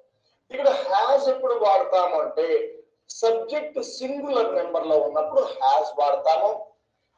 Subject plural number లో ఉన్న లేదా సబ్జెక్ట్ ఐ అనే ఫస్ట్ పర్సన్ ఉన్నప్పుడు మనం హ్యావ్ వాడతాం. అయితే ఇక్కడ హ్యాడ్ వచ్చేటప్పటికి సబ్జెక్ట్ సింగులర్ నెంబర్ అయినా అదే వాడతాము, ఐ అయినా అదే వాడతాము, ప్లూరల్ అయినా అదే వాడతాం. అంటే పాస్ట్ పర్ఫెక్ట్ లో మనకేం డిఫరెన్స్ లేదు. మళ్ళీ ఒకసారి చెప్తాను. ఇప్పుడు fourth method perfect tense. Perfect tense అన్న వెంటనే మనకు ఎలా ఐడెంటిఫై చేయాలి? సెంటెన్స్ లో హ్యాస్ గాని లేదా హ్యావ్ గాని, థర్డ్ వన్ హ్యాడ్, ఈ 3 వర్డ్స్ లో ఏదన్నా ఒకటి సెంటెన్స్ లో కనిపించిన వెంటనే దాన్ని మనం ఏమనుకోవాలి? Perfect tense. హ్యాస్ లేదా హ్యావ్ ఉన్నట్లయితే that is present perfect. Had ఉన్నట్లయితే దట్ ఈస్ పాస్ట్ పర్ఫెక్ట్. అవునా? హ్యాస్ ఎప్పుడు వాడతాము? సబ్జెక్ట్ సింగులర్ నెంబర్ లో ఉన్నప్పుడు హ్యాస్ వాడతాము. హ్యావ్ ఎప్పుడు వాడతాము? సబ్జెక్ట్ ప్లూరల్ నెంబర్ లో ఉన్నా లేదా I first personal pronoun I have అది వాడతాం. ఇక హ్యాడ్ గురించి వచ్చినట్లయితే అంటే పాస్ట్ పర్ఫెక్ట్ అయితే సింగులర్ నెంబర్ అయినా హ్యాడ్, ప్లూరల్ నెంబర్ అయినా హ్యాడ్, ఐ ఉన్నా హ్యాడ్. రైట్? ఇక్కడ అంటే ఇప్పటి వరకు మనం దేని గురించి మాట్లాడుకున్నాము? క్వశ్చన్ వర్క్ ఐడెంటిఫై చేయడం రాస్తాం. ఇప్పుడు ఇలా ఉన్నట్లయితే మనం ఆన్సర్ లో అంటే పాసివ్ వాయిస్ లో మనం ఏం రాయాలి? బీన్ అనే ఒక కొత్త వర్డ్ ని మనం ఇంట్రడ్యూస్ చేయాలి. ఏం వాడాలి? బీన్ అనే కొత్త పదాన్ని వాడాలి. కంటిన్యూస్ అయితే ఏం వర్డ్ రాసాము? బీయింగ్. అదే పర్ఫెక్ట్ అయితే ఏం రాస్తున్నాము? బీయింగ్. అవి రెండు గుర్తుపెట్టాలి. కంటిన్యూస్ ఏం రాసాము? బీయింగ్ రాసాము. పర్ఫెక్ట్ అయినప్పుడు న్యూ వర్డ్ ఏం ఇంట్రడ్యూస్ చేస్తున్నాము? బీయింగ్ అనేది రాదు. ఈ బీయింగ్ ఎక్కడ రాయాలి అంటే సేమ్ మళ్ళీ ఆఫ్టర్, హ్యాస్, హ్యావ్, హ్యాడ్ అంటే సేమ్ అదే ప్లేస్. హ్యాస్, హ్యాడ్ తర్వాత హ్యావ్, దాని తర్వాత హ్యాడ్, దాని తర్వాత మనం ఈ మూడు ఏది రాస్తే దాని తర్వాత మనం జాగ్రత్తగా ఈ బీయింగ్ అనేది పెట్టి యాజ్ యూజువల్ మిగతా మొత్తం యాజ్ రూల్స్ ఏమి మారవు. ఇప్పుడు ఒక ఎగ్జాంపుల్ రాస్తే మీకు అర్థమవుతుంది. చూడండి. He has drunk coffee అన్నాం. He has drunk coffee అన్నాం. ఇప్పుడు మనం డివైడ్ చేయాలి. సబ్జెక్ట్, వర్బ్, ఆబ్జెక్ట్ రాసాం. ఇక్కడ హ్యాస్ ఎందుకు రాసాము? ఇక్కడ హీ సింగులర్ నెంబర్ కాబట్టి హ్యాస్ రాసాం. ఇప్పుడు మనం రూల్స్ ఫాలో అవుదాం. Bring the object to the place of subject. ఇక్కడ ఆబ్జెక్ట్ ఏముంది మనకు? కాఫీ తీసుకొని వచ్చాం. కాఫీ. ఇప్పుడు కాఫీ సింగులరా ప్లూరలా? సింగులర్ కాబట్టి హ్యాస్. వెంటనే హ్యాస్, హ్యావ్, హ్యాడ్ తర్వాత ఏం రావాలి? బీయింగ్. ఇక్కడ మనకు ఈ దీంట్లో ఉండే ఫెసిలిటీ ఏంటంటే మన పాస్ట్ పార్టిసిపుల్ కోసం మనం వెతుక్కోవాల్సిన అవసరం లేదు. హ్యాస్, హ్యావ్, హ్యాడ్ తప్పనిసరిగా రాసేది పీపీనే కాబట్టి rank.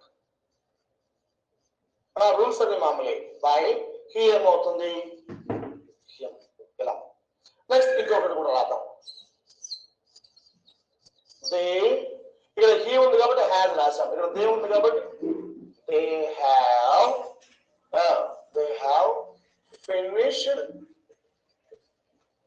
finished the work. They have finished the work. ఇప్పుడు ఇక్కడ చూస్తే they subject, have finished work, the work object. ఇక్కడ హ్యావ్ ఎందుకు వాడాం మనం? ఇక్కడ దే అనేది ప్లూరల్ నెంబర్ కాబట్టి వాడాం. ఇప్పుడు చూద్దాం. ఇక్కడ ఏముంది? Object the word. The work రాసేసాము. ఇప్పుడు హ్యాస్ హ్యావ్ ఇక్కడ tense should not be change, tense మారకూడదు. ఈ ప్రెసెంట్ పర్ఫెక్ట్ లో ఈ రెండింటిలో ఒకటి రావాలి. కాబట్టి ఇక్కడ దే ఉంది కాబట్టి హ్యావ్ రాసాము.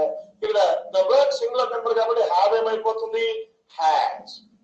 మళ్ళీ బీన్ బీన్ ఫినిష్డ్ సేమ్ అదే ఉంటుందని చెప్పాను కదా. ఫినిష్డ్ బై దే ఏమవుతుంది దెన్. ఇక్కడ ఫుల్ స్టాప్ ఉంది కాబట్టి లాస్ట్ ఇంకోటి చూసి ఆపేద్దాం మనం. నెక్స్ట్ దాంట్లోకి వెళ్ళిపోదాం. Next she had sung all songs అన్నారు. ఇక్కడ మనం గమనించాలి, హ్యాడ్ వచ్చినప్పుడు పాస్ట్ పర్ఫెక్ట్ లో సబ్జెక్ట్ సింగులర్ అయినా అదే రాస్తాము, ఐ అయినా అదే రాస్తాము, ప్లూరల్ అయినా అదే రాస్తాం. ఇప్పుడు ఇక్కడ చూస్తే ఆల్ సాంగ్స్ ఏం డిఫరెన్స్ ఇక్కడ షీ సింగులర్ ఉన్న హ్యాడ్ రాస్తున్నాం. ఆల్ సాంగ్స్ అనుకున్నా కూడా మనం హ్యాడ్ బీన్ పీపీ అదే సేమ్ మనకు బాధలేదు. సంగ్ బై షీ ఏమవుతుంది హార్. ఇక్కడ ఫుల్ స్టాప్ ఉంది కాబట్టి ఇక్కడ ఇలా మనం పర్ఫెక్ట్ టెన్స్ ఒకసారి బ్రీఫింగ్ ఇస్తాను చూడండి. పర్ఫెక్ట్ టెన్స్ ఎట్లా ఐడెంటిఫై చేస్తాము? సెంటెన్స్ లో హ్యాస్ గానీ హ్యావ్ గానీ హ్యాడ్ గానీ ఉన్నట్లయితే that is perfect tense. Has have ఉన్నట్లయితే ప్రెసెంట్ పర్ఫెక్ట్, హ్యాడ్ ఉన్నట్లయితే పాస్ట్ పర్ఫెక్ట్. ఏదన్నా కానివ్వండి పర్ఫెక్ట్ టెన్స్ లో ఉన్నప్పుడు మనం వాడాల్సినటువంటి న్యూ వర్డ్ బీన్. ఆ బీన్ ఎట్లా వాడాలి? ఆఫ్టర్ హ్యాస్ హ్యావ్ హ్యాడ్ అది వాడాలి. ఇప్పుడు ఎగ్జాంపుల్ లో మనం మొదటి దాన్ని చూస్తే ఇక్కడ మనకు హ్యాస్ డ్రంక్ అలా తీసుకున్నాం. ఇక్కడ హ్యాస్ ఎందుకు వాడాము? హీ సింగులర్ కాబట్టి. ఆబ్జెక్ట్ తీసుకున్నాం కాఫీ, ఇది కూడా సింగులరే కాబట్టి హ్యాస్ యాస్టర్స్ వచ్చింది. వెంటనే బీన్ డ్రంక్ బై హిమ్. ఇక్కడ హ్యావ్ ఎందుకు వాడాము? దే ప్లూరల్ కాబట్టి. అవునా? Same they have finished the work. ఇక్కడ వర్క్ ఇక్కడికి వస్తే సింగులర్ నెంబర్, అప్పుడు హ్యావ్ ఏమైపోయింది హ్యాస్, మళ్ళీ బీన్ ఫినిష్ బై దెమ్. ఇక్కడ హ్యాడ్ అంటే పాస్ట్ పర్ఫెక్ట్. పాస్ట్ పర్ఫెక్ట్ లో సబ్జెక్ట్ సింగులర్ అయినా ప్లూరల్ అయినా ఐ అయినా మనకేమీ డిఫరెన్స్ లేదు. అందువల్ల ఇక్కడ షీ సింగులర్ ఉన్నప్పుడు హ్యాడ్ వాడాం. ఆల్ సాంగ్స్ అనేది కూడా సింగులర్ అయినా మనం హ్యాడ్ ఏ వాడాం. Next been sung by her full stop full stop. ఇలా మనం 4 మెథడ్స్ దాటేసాం. Next 5th method. First method simple present simple past. Second method మళ్ళీ అదే simple present simple past extension. Third method continuous present continuous past continuous. Next 4th method perfect అంటే present perfect past perfect. మీకు starting లోనే చెప్పాను perfect continuous దేనికి కూడా మనకు voice ఉండాలి కదా, పర్ఫెక్ట్ కంటిన్యూస్ ఉండాలి. కాబట్టి నెక్స్ట్ దేంట్లోకి వెళ్ళిపోవచ్చు మనం? Simple future. అసలు సింపుల్ అనక్కర్లేదు, ఫ్యూచర్ టెన్స్ లోకి మనం వెళ్ళిపోవాలి. ఇప్పుడు మనం 5th మెథడ్ లో ఏం నేర్చుకుంటాము? ఫ్యూచర్ టెన్స్ అనే దాని గురించి ఇప్పుడు మనం నేర్చుకుందాం. ఇప్పుడు మనం 5th మెథడ్ ఉన్నాం. అంటే ఫస్ట్ మెథడ్ లో సింపుల్ ప్రెసెంట్ సింపుల్ పాస్ట్ ఉన్న సెంటెన్సెస్ ని మనం పాసివ్ లోకి ఎలా మారుస్తాం. సెకండ్ మెథడ్ లో సింపుల్ ప్రెసెంట్ సింపుల్ పాస్ట్ ఉండి ఎక్స్టెన్షన్ ఉన్న వాటిని పాసివ్ లోకి ఎలా మారుస్తాం. థర్డ్ మెథడ్ లో కంటిన్యూస్ అంటే ప్రెసెంట్ కంటిన్యూస్ పాస్ట్ కంటిన్యూస్ వాటిని ఎలా మారుస్తాం. 4th మెథడ్ లో పర్ఫెక్ట్ అంటే ప్రెసెంట్ పర్ఫెక్ట్ పాస్ట్ పర్ఫెక్ట్ ఎలా ఉంటే వాటిని మనం పాసివ్ లోకి ఎలా మారుస్తాం అనేది ఇప్పటి వరకు తెలుసుకున్నాం. ఇప్పుడు మనం 5th మెథడ్ ఇది ఫ్యూచర్. ఫ్యూచర్ అంటే ఫ్యూచర్ టెన్స్ లో ఉన్నటువంటి సెంటెన్స్ ని మనం పాసివ్ లోకి ఎలా మారుస్తాం అనేది మనం తెలుసుకున్నాం. ఈ ఫ్యూచర్ ఉన్నప్పుడు మనకి ఎలా ఉంటుందంటే సెంటెన్స్ లో షల్ లేదా షుడ్, విల్ లేదా వుడ్, కెన్ లేదా కుడ్, మే, మైట్, మస్ట్.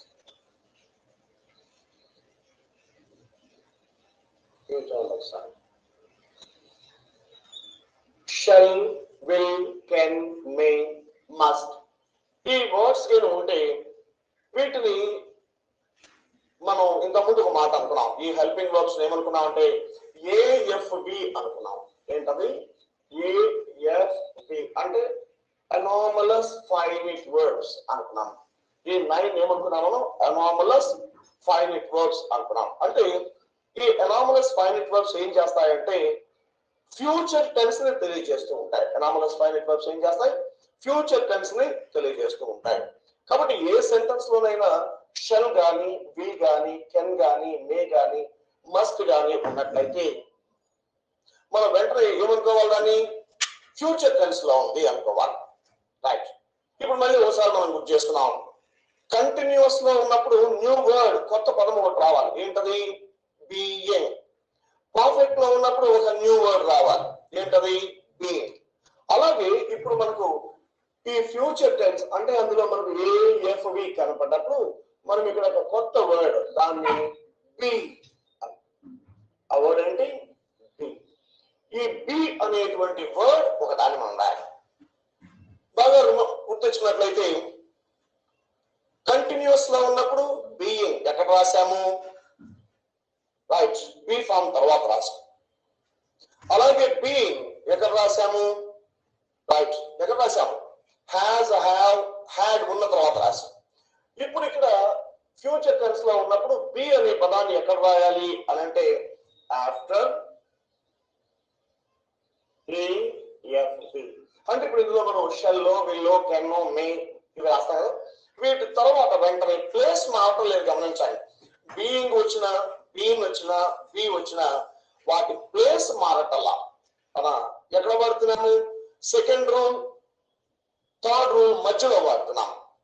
అంటే హెల్పింగ్ వర్బ్ వాడిన తర్వాత పాస్ట్ పార్టిసిపుల్ ముందు మనం ఈ న్యూ వర్డ్ ని వాడుతున్నాం. అది గుర్తుపెట్టుకుంటే చాలు. ఇప్పుడు ఇక్కడ ఈ విషయాలు ఏమి చూద్దాం. ఇంతవరకు ముందు చూద్దాం. షెల్, విల్, ఈ రెండు చూద్దాం. షెల్ అనేటువంటిది ఐ లేదా వి అనేటువంటి సబ్జెక్ట్స్ గా వచ్చినప్పుడు మనం షెల్ వాడతాం. అవునా? అవి కాకుండా రిమైనింగ్ అంటే మిగిలినటువంటివి ఏవైనా రానియండి, అక్కడ మనం వాడేటువంటిది విల్. ఈ ఒక్క మాట గుర్తుపెట్టుకోండి. మిగతావన్నీ మామూలే. షెల్ ఎప్పుడు వాడతాము? సబ్జెక్ట్ ఐ గాని, వి గాని ఉన్నప్పుడు షెల్ వాడతాము. ఐ, వి కాకుండా మిగిలిన అన్ని సందర్భాల్లో మనం రాసేది విల్. ఈ మాట బాగా గుర్తుపెట్టుకోవాలి ఆ షెల్, విల్ గురించి. మిగతా వాటికి మనకు సమస్య లేదు. అయితే ఇప్పుడు ఒక సెంటెన్స్ యాక్టివ్ వాయిస్ లో నుండి పాసివ్ వాయిస్ లోకి మారేటప్పుడు ఇక్కడ గమనించు. యాక్టివ్ నుంచి పాసివ్ లోకి మారేటప్పుడు యాక్టివ్ లో షెల్ అని ఉందనుకోండి, అది పాసివ్ లో కంపల్సరీగా విల్ అయిపోతుంది. రైట్. ఇప్పుడు చూద్దాం మళ్ళీ ఒకసారి. షెల్ ఎప్పుడు ఉపయోగిస్తాము? సబ్జెక్ట్ ఐ లేదా వి అనేది ఉన్నప్పుడు మనం షెల్ వాడతాం. విల్ ఎప్పుడు ఉపయోగిస్తాము? ఐ, వి కాకుండా మిగిలినవి ఏ ఉన్నా కూడా మనం వాడేది విల్ వాడతాం. రైట్. ఇప్పుడు సెకండ్ సెట్ లోకి వచ్చాం. యాక్టివ్ వాయిస్ నుండి మనం పాసివ్ వాయిస్ లోకి మార్చేటప్పుడు యాక్టివ్ వాయిస్ లో షెల్ ఉందనుకోండి, కంపల్సరీగా అది పాసివ్ వాయిస్ లో ఏమైపోతుంది? విల్ గా మారిపోతుంది. ఓకేనా? అయితే ఒకవేళ యాక్టివ్ వాయిస్ లో విల్ ఉన్నట్లయితే, యాక్టివ్ వాయిస్ లో విల్ ఉన్నట్లయితే ఆ విల్ అలాగే ఉండవచ్చు, లేదా ఆ విల్ షెల్ గా మారవచ్చు. ఈ విషయం మనం జాగ్రత్తగా చెప్పాలి. మళ్ళీ ఒకసారి చెప్తాను చూడండి. ఫిఫ్త్ మెథడ్ మనం ఫ్యూచర్ టెన్స్ గురించి మాట్లాడుకుంటున్నాం. ఫ్యూచర్ టెన్స్ అన్నప్పుడు shall, should, will, would, can, could, may, might, must అనేటువంటి వస్తుంది. అవి సెంటెన్స్ లో కలపడిన వెంటనే మనం ఏమనుకోవాలి? సెంటెన్స్ ఫ్యూచర్ టెన్స్ లో ఉంది అనుకోవాలి. ఫ్యూచర్ టెన్స్ అని ఎప్పుడైతే తెలిసిందో వెంటనే మనం మనసులోకి ఏమి రావాలి? బి. అంటే ఇంతకుముందు కంటిన్యూస్ అన్నప్పుడు బీయింగ్ ఎలా వచ్చిందో, పర్ఫెక్ట్ అన్నప్పుడు బీన్ ఎలా వచ్చిందో, ఇప్పుడు ఫ్యూచర్ అన్న వెంటనే బి అనేటువంటిది మన మనసులోకి రావాలి. ఈ బీని ఎక్కడ వాడాలి? వెంటనే మామూలే. బీయింగ్ ఎక్కడ వాడాం? హెల్పింగ్ వర్బ్ తర్వాత వాడాం. బీని ఎక్కడ వాడాం? సేమ్ హెల్పింగ్ వర్బ్ తర్వాత వాడాం. ఇప్పుడు వాడేటువంటి బి కూడా ఎక్కడ వాడతామంటే ఏఎఫ్ఈ అంటే బి తర్వాత వాడతాం. అయితే ఇక్కడ మిగిలినవన్నీ ఒకటైతే ఈ షెల్, విల్ మాత్రం కొంచెం ఇబ్బందిగా. ఏం ఇబ్బంది లేదు మనసు పెడితే. ఐ, వి అనేటువంటి సబ్జెక్ట్స్ ఏమి ఉన్నట్లయితే అక్కడ మనం షెల్ వాడతాం. ఐ ఉయ్ కాకుండా మిగిలినవి ఏమన్నా ఉండనివ్వండి, అక్కడ మనం ఏం వాడతాము? విల్ వాడతాం. సరే, ఇప్పుడు ఇక్కడ చూద్దాం.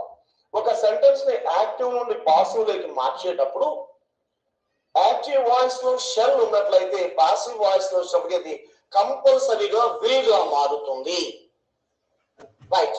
సెకండ్ వన్, ఒకవేళ యాక్టివ్ వాయిస్ లో విల్ ఉన్నట్లయితే ఆ విల్ అలాగే విల్ అయిపోవచ్చు, లేకపోయినట్లయితే ఆ విల్ షెల్ గా కూడా మారవచ్చు. ఇది కొంచెం మనసులో ఉంచుకో, ఇది పెద్ద కాంప్లికేటెడ్ ఇష్యూగా. ఇప్పుడు నేను కొన్ని ఎగ్జాంపుల్స్ చూపిస్తాను. అంటే ఈ షెల్ విల్ దేని బేస్ చేసుకొని మాట్లాడుతున్నాం? సబ్జెక్ట్ బేస్ చేసుకొని మాట్లాడుతున్నాం. సబ్జెక్ట్ ఐ ఉయ్ ఉన్నప్పుడేమో షెల్ వాడతాము, ఐ ఉయ్ కాకుండా మిగిలిన ఏమున్నా కూడా మనం విల్ వాడతాం. ఇక్కడ నేను చూపిస్తాను చూడండి. I shall do the work. I shall do the work. Conjunct subject, verb, object. ఇక్కడ షెల్ ఎందుకు ఉపయోగించాం మనం? ఇక్కడ సబ్జెక్ట్ ఏముంది? ఐ ఉంది కాబట్టి ఇక్కడ మనం ఏం వాడాము? షెల్ వాడాము. అయితే ఇప్పుడు దీన్ని మనం పాసివ్ లోకి మార్చేటప్పుడు ఆబ్జెక్ట్ గా తీసుకోవాల్సింది ఏమొచ్చింది ఇక్కడ? The work. ఇప్పుడు వర్క్ తర్వాత వెంటనే ఏమైనా హెల్పింగ్ వర్బ్ రావాలి సబ్జెక్ట్ తర్వాత. మన ఇప్పుడు ఏం రాయాలి? ఇక్కడ షెల్ ఉంది ఇక్కడ. అయితే ఇక్కడ షెల్ ఎందుకు వాడాము? ఇక్కడ ఐ ఉంది కాబట్టి మనం ఇక్కడ షెల్ వాడుకున్నాం. కానీ ఇక్కడ మనం రాసే సెంటెన్స్ లో సబ్జెక్ట్ ఏముంది? వర్క్. ఇప్పుడు ద వర్క్ అనేది ఐ ఉయ్ కాదు. అందువల్ల మనం ఈ షెల్ ఏమైపోతుంది? కంపల్సరీగా విల్. విల్ వాడిన తర్వాత will be. Do past participle done. Next by. I becomes. కాబట్టి గమనించారా, ఇక్కడ షెల్ ఉన్నప్పుడు షెల్ ఏమైపోయింది? ఇక్కడికి వచ్చినప్పటికి విల్ బి గా మారిపోయింది. ఇంకో ఎగ్జాంపుల్ చూద్దాం. He will sing the song. He will sing the song. ఇక్కడ మనం will రాశాం. He will అని రాశాం. డివైడ్ చేద్దాం. Subject, verb, object. ఇక్కడ will అని రాశాం. will ఎందుకు రాశాము? ఎందుకంటే ఇక్కడ ఉన్న సబ్జెక్ట్ ఐ ఉయ్ కాదు కాబట్టి అది మనం చెప్పాల్సింది. అక్కడ హీ ఉంది, షీ ఉంది, ఇది కాదు మనం మాట్లాడాల్సింది. అక్కడ will ఎందుకు రాశాము?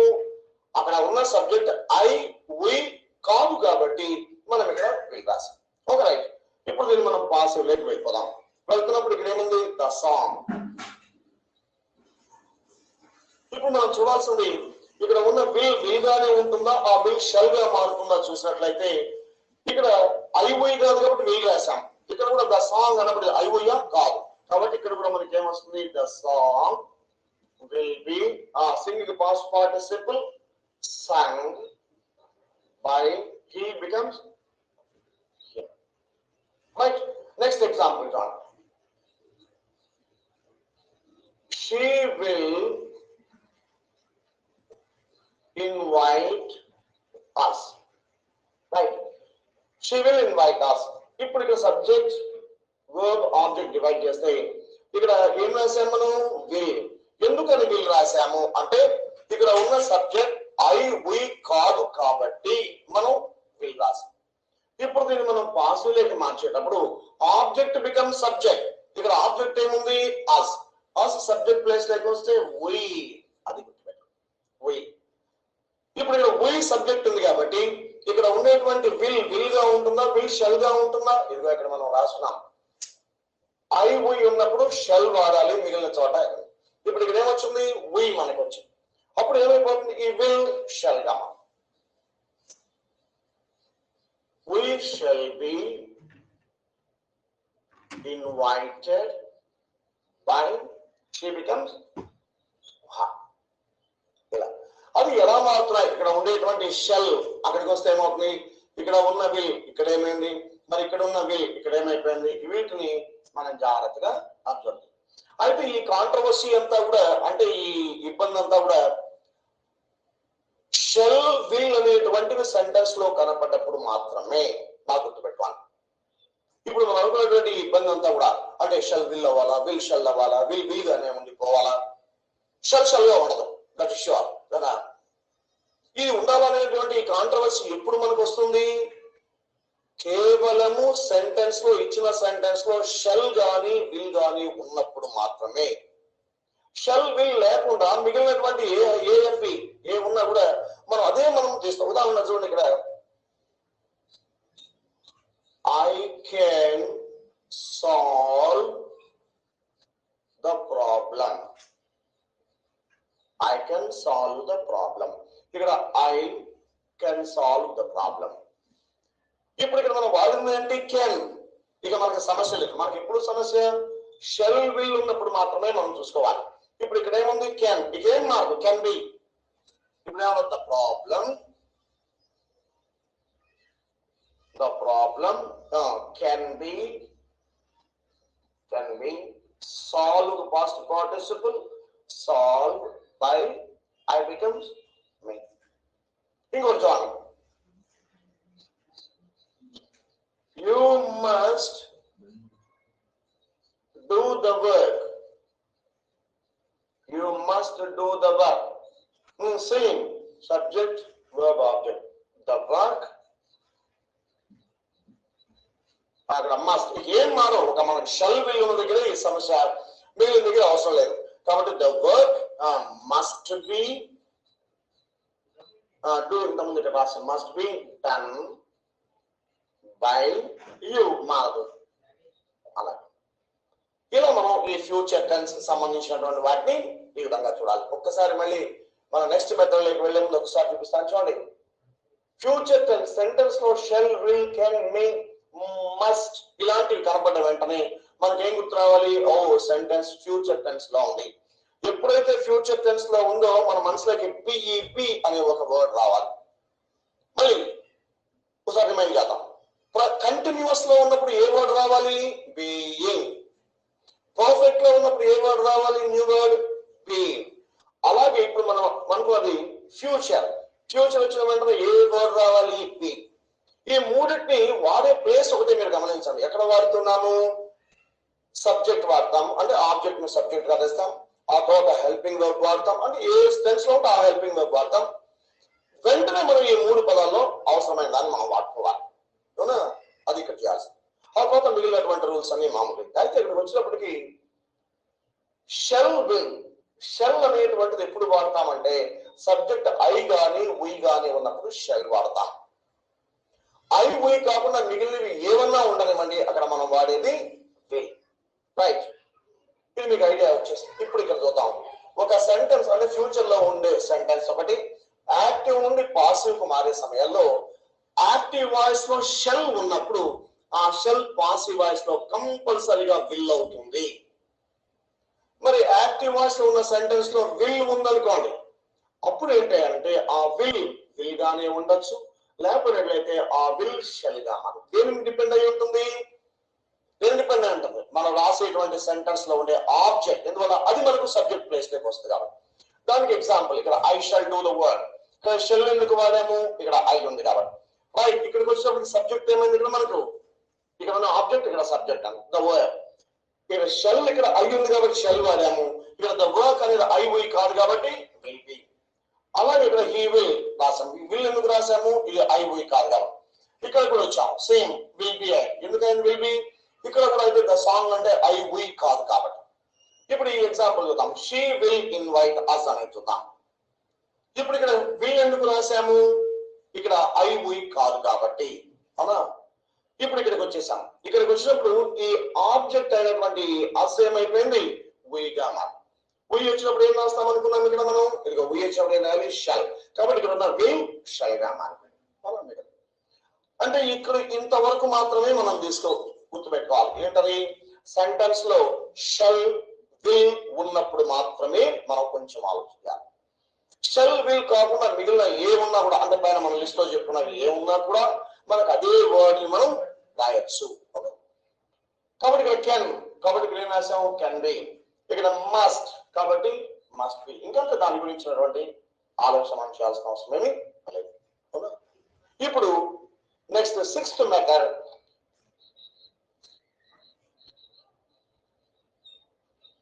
unknown universal.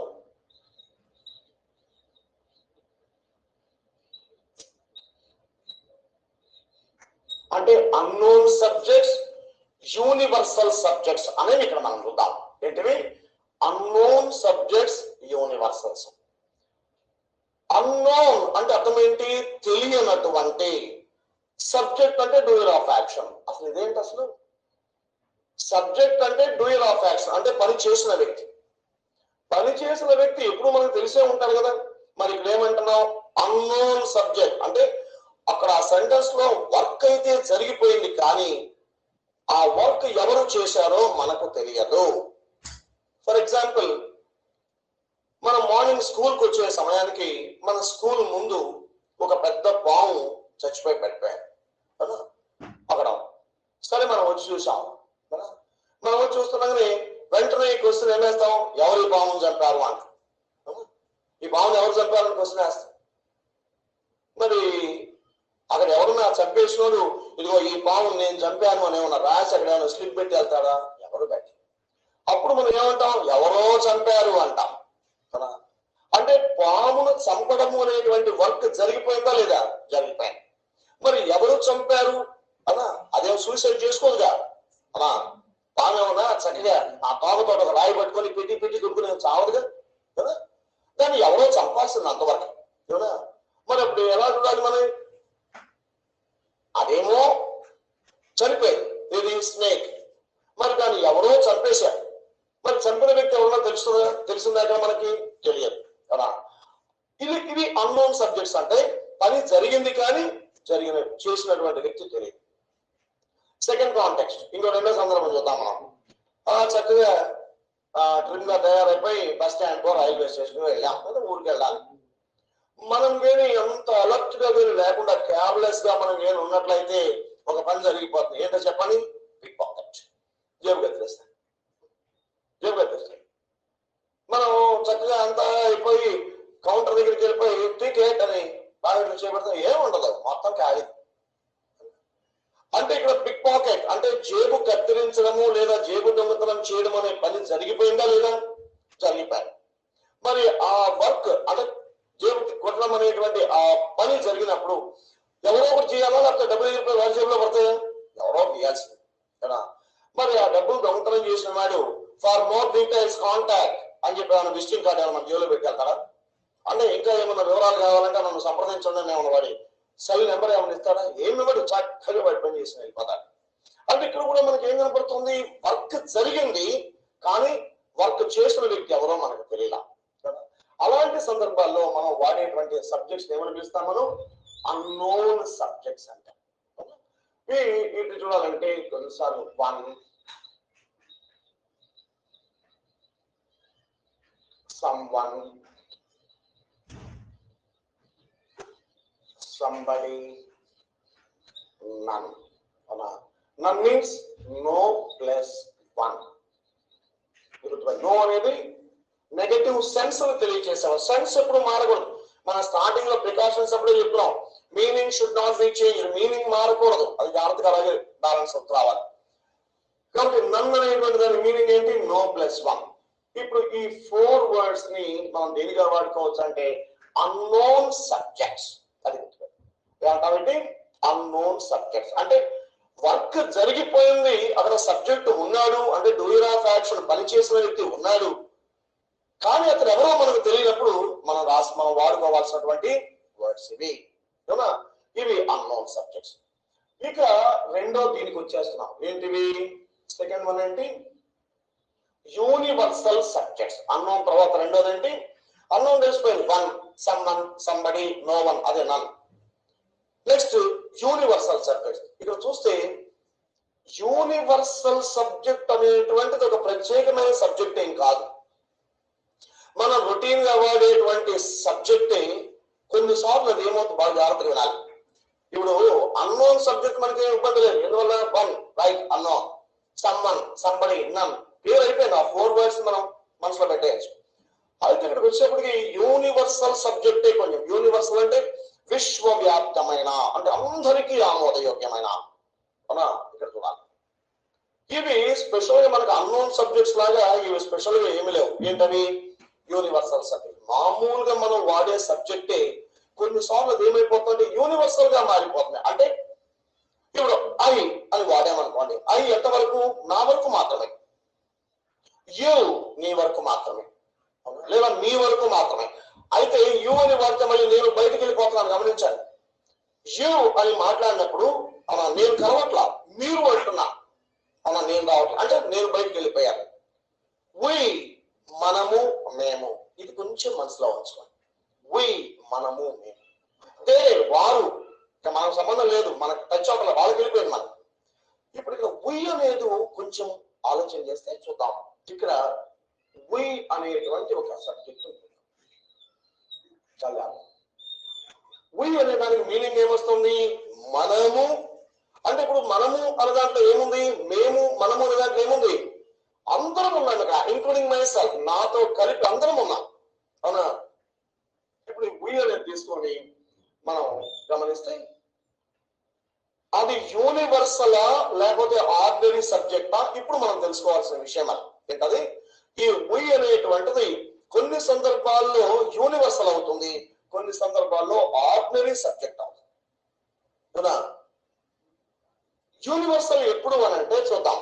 ఈ వి అంటే మనము, ఈ మనము అనే ఈ విలో ఎంతమందిని ఉన్నాము అని మనం కౌంట్ చేయగలిగితే, అప్రాక్సిమేట్ అంటే కొంచెం అటు ఇటుగా కౌంట్ చేయగలిగితే అది ఆర్డినరీ సబ్జెక్ట్. మనం ఆ వి అనేటువంటి మనము అనే దాంట్లో ఎంతమందిని ఉన్నాము అనేది మనం కౌంట్ చేయలేకపోతే అప్పుడు యూనివర్సల్ అవుతుంది, అలా. మళ్ళీ ఒకసారి చెప్తాను చూడండి. వి ఆర్డినరీ సబ్జెక్ట్ గా ఉంటుంది, ఇంకో సందర్భంలో యూనివర్సల్ సబ్జెక్ట్ గా ఉంటుంది. ఎలా అంటే ఆ వి అనేటువంటి అంటే మనము, ఈ వి అనేటువంటి ఈ మనములో ఎంతమందిని ఉన్నాము అనేది కౌంట్ చేయగలిగితే, కదా, అప్పుడు మనం అది ఆర్డినరీ. కౌంట్ చేయగలిగితే ఆర్డినరీ, కౌంట్ చేయలేకపోయినట్లయితే అప్పుడు అదేమవుతుంది? యూనివర్సల్ సబ్జెక్ట్ అవుతుంది, అవునా? అంటే యూనివర్సల్ అంటే మొత్తానికి చెంది. ఇప్పుడు నేను కొన్ని ఎగ్జాంపుల్, ఇక్కడ ప్లే అనేటువంటి ఒక దాన్ని తీసుకో. ప్లే అంటే ఆడడం, అంటే సబ్జెక్ట్.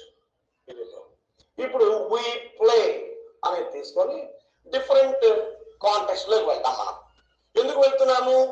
వి అనేటువంటిది యూనివర్సలా లేకపోతే ordinary? ఎలాగనుకుంటాం?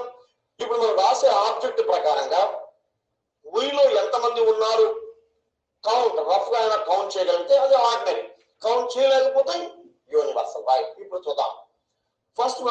First line, we play chess.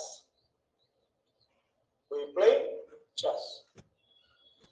ఇప్పుడు ఇక్కడ చెప్పండి, ఈ we play chess అన్నప్పుడు ఈ చెస్ ఆడేటప్పుడు ఎంతమంది ఆడతారు? ఒకసారి ఇద్దరు మాత్రమే ఆడతారు. కాబట్టి ఇందులో వీలో ఎంతమంది ఉన్నారు ప్రస్తుతం ఈ సందర్భంలో? Only 2 members.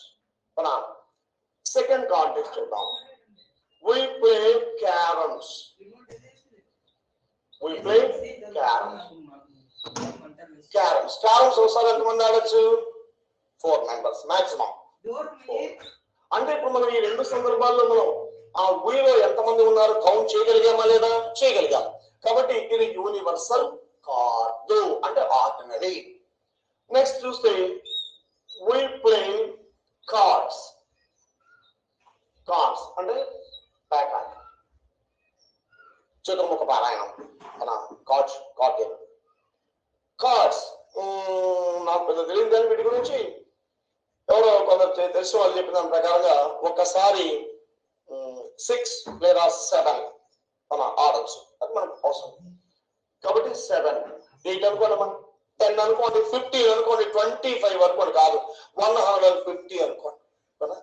అంటే మనకు కావాల్సింది అందులో ఎంతమంది ఆడతారు, వాళ్ళు డబ్బులు పెట్టి ఆడుతున్నారా, ఊరికే ఆడుతున్నారా, అవునా, కూర్చొని ఆడుతున్నారా, నిల్చొని ఆడుతున్నారా, ఇవన్నీ మనకు అనవసరమైన ఇష్యూస్, అవునా.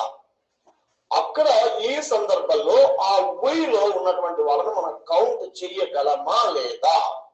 ఫర్ ఎగ్జాంపుల్ మన ఇళ్ళలో ఎప్పుడైనా మ్యారేజెస్ కానీ ఏదైనా ఫంక్షన్ జరిగినప్పుడు ఒక 2 or 3 days ముందుగా మన చుట్టాలు అందరూ వచ్చేస్తారు, అవునా. బాగా గుర్తుపెట్టుకోవాలి, అందరు రిలేటివ్స్ వస్తారు. మ్యారేజ్ ఏమో కూడా 2 days తర్వాత ఉంది, మరి 1 రోజు 2 రోజుల ముందుగా అందరు బంధువులు అందరూ వచ్చేస్తారు.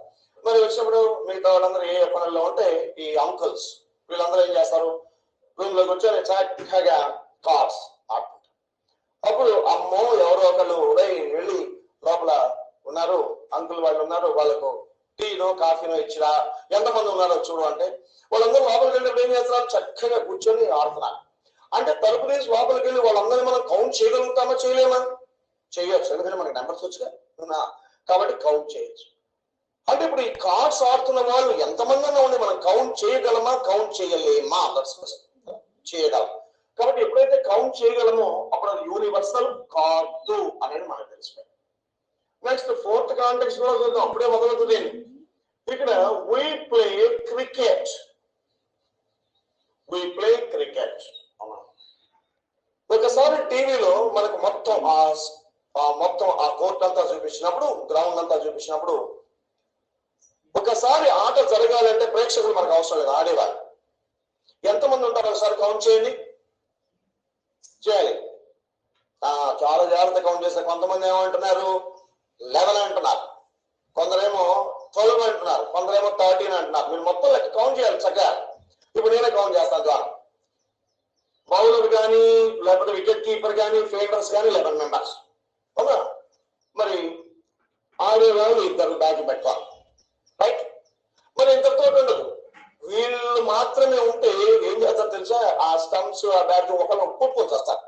అందువల్ల వీళ్ళని కరెక్టా కాదని చెప్పడానికి అంపైరింగ్ చేయడానికి మళ్ళీ ఇద్దరు ఉంటారు. అంటే టోటల్ ఒక ఆట ఒకసారి ఒక జరగాలి అని అంటే ఎంతమంది ఉండాలి, 15 మెంబర్స్ ఉండాలి అవునా.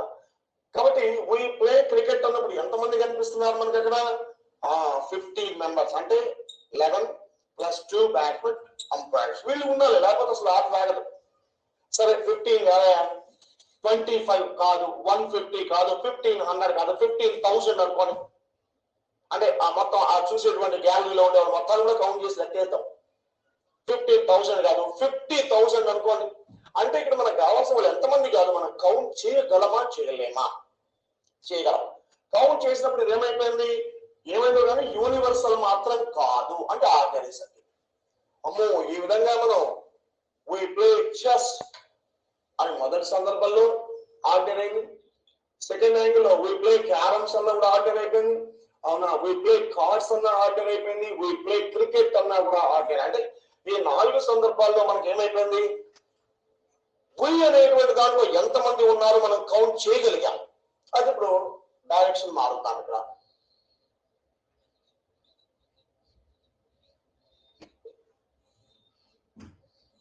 ఇక్కడ ప్లే అంటే ఇప్పుడు వెర్బ్ని ఇటు తిరిగాం మనం.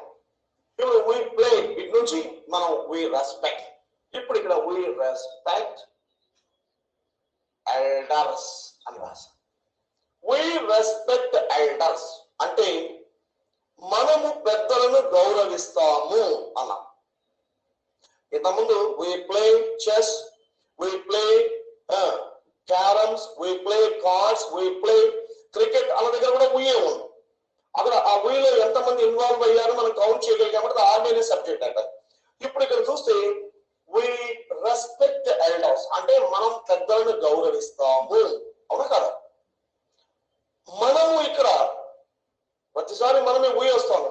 ఇప్పుడు ఈ సందర్భంలో అంటే ఈ 5th కాంటెక్స్ట్ లో అంటే ఈ 5వ సందర్భంలో ఈ వీలో ఎంతమంది ఉన్నారు అని లెక్క పెడితే మానవుడు అన్నటువంటి ప్రతి వ్యక్తి తనకంటే పెద్దవాళ్ళని గౌరవించాలి కదా.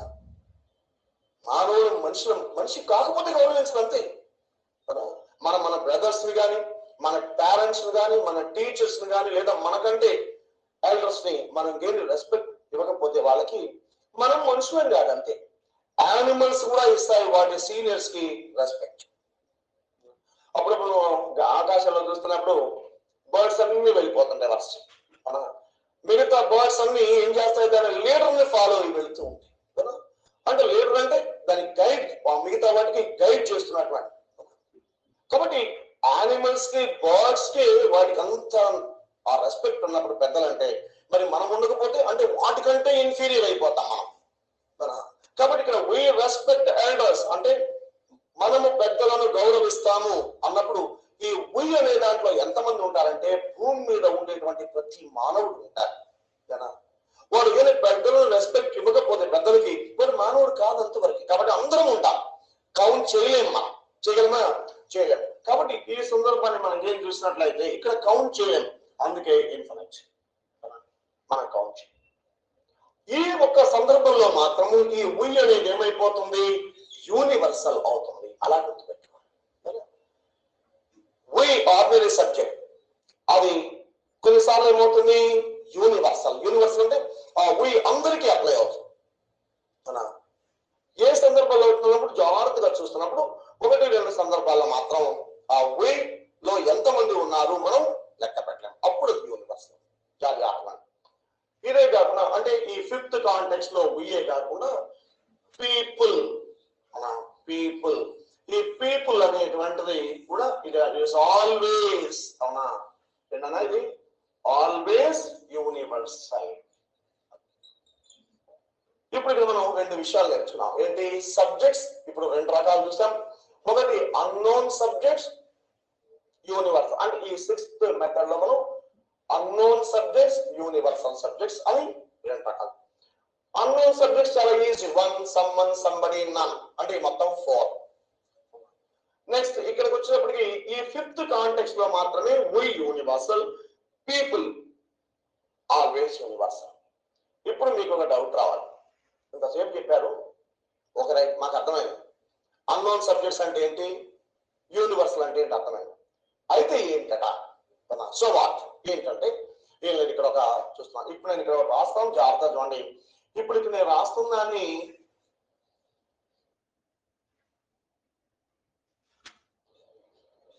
ఏం రాశాను చదవండి, ఫార్మాలిటీ. ఏమన్నాను ఇక్కడ, ఫార్మాలిటీ అంటే అర్థం ఏంటి, రూల్ కాదు అని. ఏం రాశాను, ఫార్మాలిటీ అన్న. ఫార్మాలిటీ అంటే ఒక చిన్న సంప్రదాయం. ఫార్మాలిటీకి రూల్ కి డిఫరెన్స్ ఏంటంటే, రూల్ తప్పనిసరిగా మనం ఫాలో అవ్వాలి, ఫార్మాలిటీ సంప్రదాయం అలా ఫాలో అయితే అవ్వచ్చు, అవ్వకపోతే కాదు. కానీ రొటీన్ లైఫ్ లో మీరు ఎలానో చేయండి, కానీ ఎగ్జామినేషన్ లో మాత్రం అటెంప్ట్ చేసినప్పుడు ఈ అన్నోన్ లేదా యూనివర్సల్ వచ్చినప్పుడు ఈ ఫార్మాలిటీని రూల్ గా భావించి ఫాలో అవ్వండి. కానీ నేను రూల్ రాయడం లేదు, ఎందుకంటే that's not a rule, that's only A formality. అవునా, we can discharge or we can avoid that. అవునా, కానీ ఎగ్జామ్ లో వచ్చినప్పుడు మాత్రం దీన్ని ఫాలో అవ్వండి. అంటే ఎందుకని, ఆ క్వశ్చన్ పేపర్ లో వీళ్ళకు ఈ రూల్, ఈ విషయం తెలుసా లేదా అనేది మనసులో ఉంచుకో, టెస్ట్ చేయడానికి అడుగుతారు. చూద్దాం ఏంటంటే ఈ ఫార్మాలిటీ ఏంటంటే, we do not use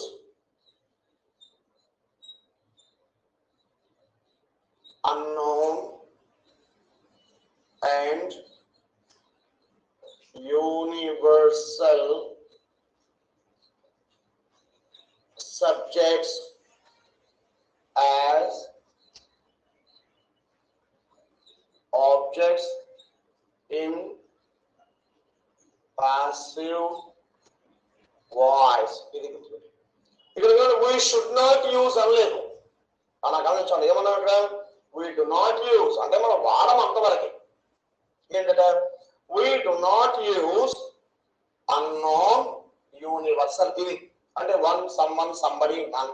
ఇక్కడికి వచ్చేప్పుడు ఈ 5th కాంటెక్స్ట్ లో we people ఏమన్నా, we do not use unknown and universal subjects as objects in passive voice అనా.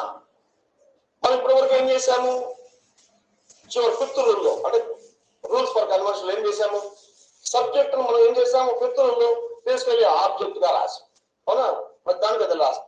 రామ కిల్డ్ రావణ, ఏం రాసాము, Ravana was killed by Rama అంటే రామాన్ని తీసుకెళ్ళిపోయి చెవల పెట్టి. I drank coffee, coffee was drunk by me, ఎక్కడ వచ్చిన మీ, ఐ వెళ్ళిపోయి మీగా మాట్లాడు. ఎందువల్ల అవన్నీ కూడా నాన్ సబ్జెక్ట్స్, బాగా తెలిసిన సబ్జెక్ట్స్, వాటిని వాడేస్తాం. అయితే ఇక్కడ అన్నోన్ సబ్జెక్ట్ లేదా యూనివర్సల్ సబ్జెక్ట్స్ వచ్చినప్పుడు వాటిని మనం తిరిగి పాసివ్ వాయిస్ తో రాయకూడదు. అంటే ఇప్పుడు సంబడి ఉందనుకో, అవునా, లేదా సమ్మన్ ఉంది, దాని బై సమ్మన్, మన బై సంబడి, బై వన్, ఇలాంటివి మనం వాడతాం. అయితే ఇప్పుడు మనం ఏం చేస్తాం, second point, we simply stop the answer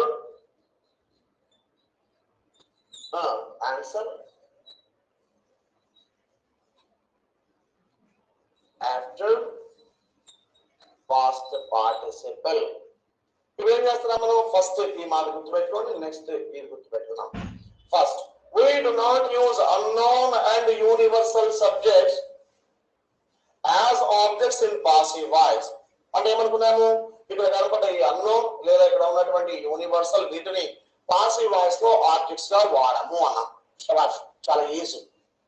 రాయడం అంటే కష్టంగా అండి, రాయవద్దు అంటే ఇంకా సులభంగా. అందువల్ల సెకండ్ ఏమనుకున్నాం? we simply stop the answer after pp. అంటే ఒకసారి రూల్స్ ఫర్ కన్వర్షన్ గుర్తుపెట్టుకుంటే bring the object to the place of subject write తెచ్చేసాం. use correct helping verb రాసేసాం. Write the past participle of the given verb రాసేసాం. ఈ సందర్భంలో అక్కడ full stop పెట్టేసాం. అనే మనం రెండింటిని అవాయిడ్ చేస్తున్నాం. ఏంటో చెప్పండి? బై అనేది రాయము. ఎందువల్ల బై అనేది రాయము? సబ్జెక్ట్ మనం ఆబ్జెక్ట్ దగ్గర తెస్తే కదా మనకు బై అనే ప్రిపోజిషన్ కావాల్సింది.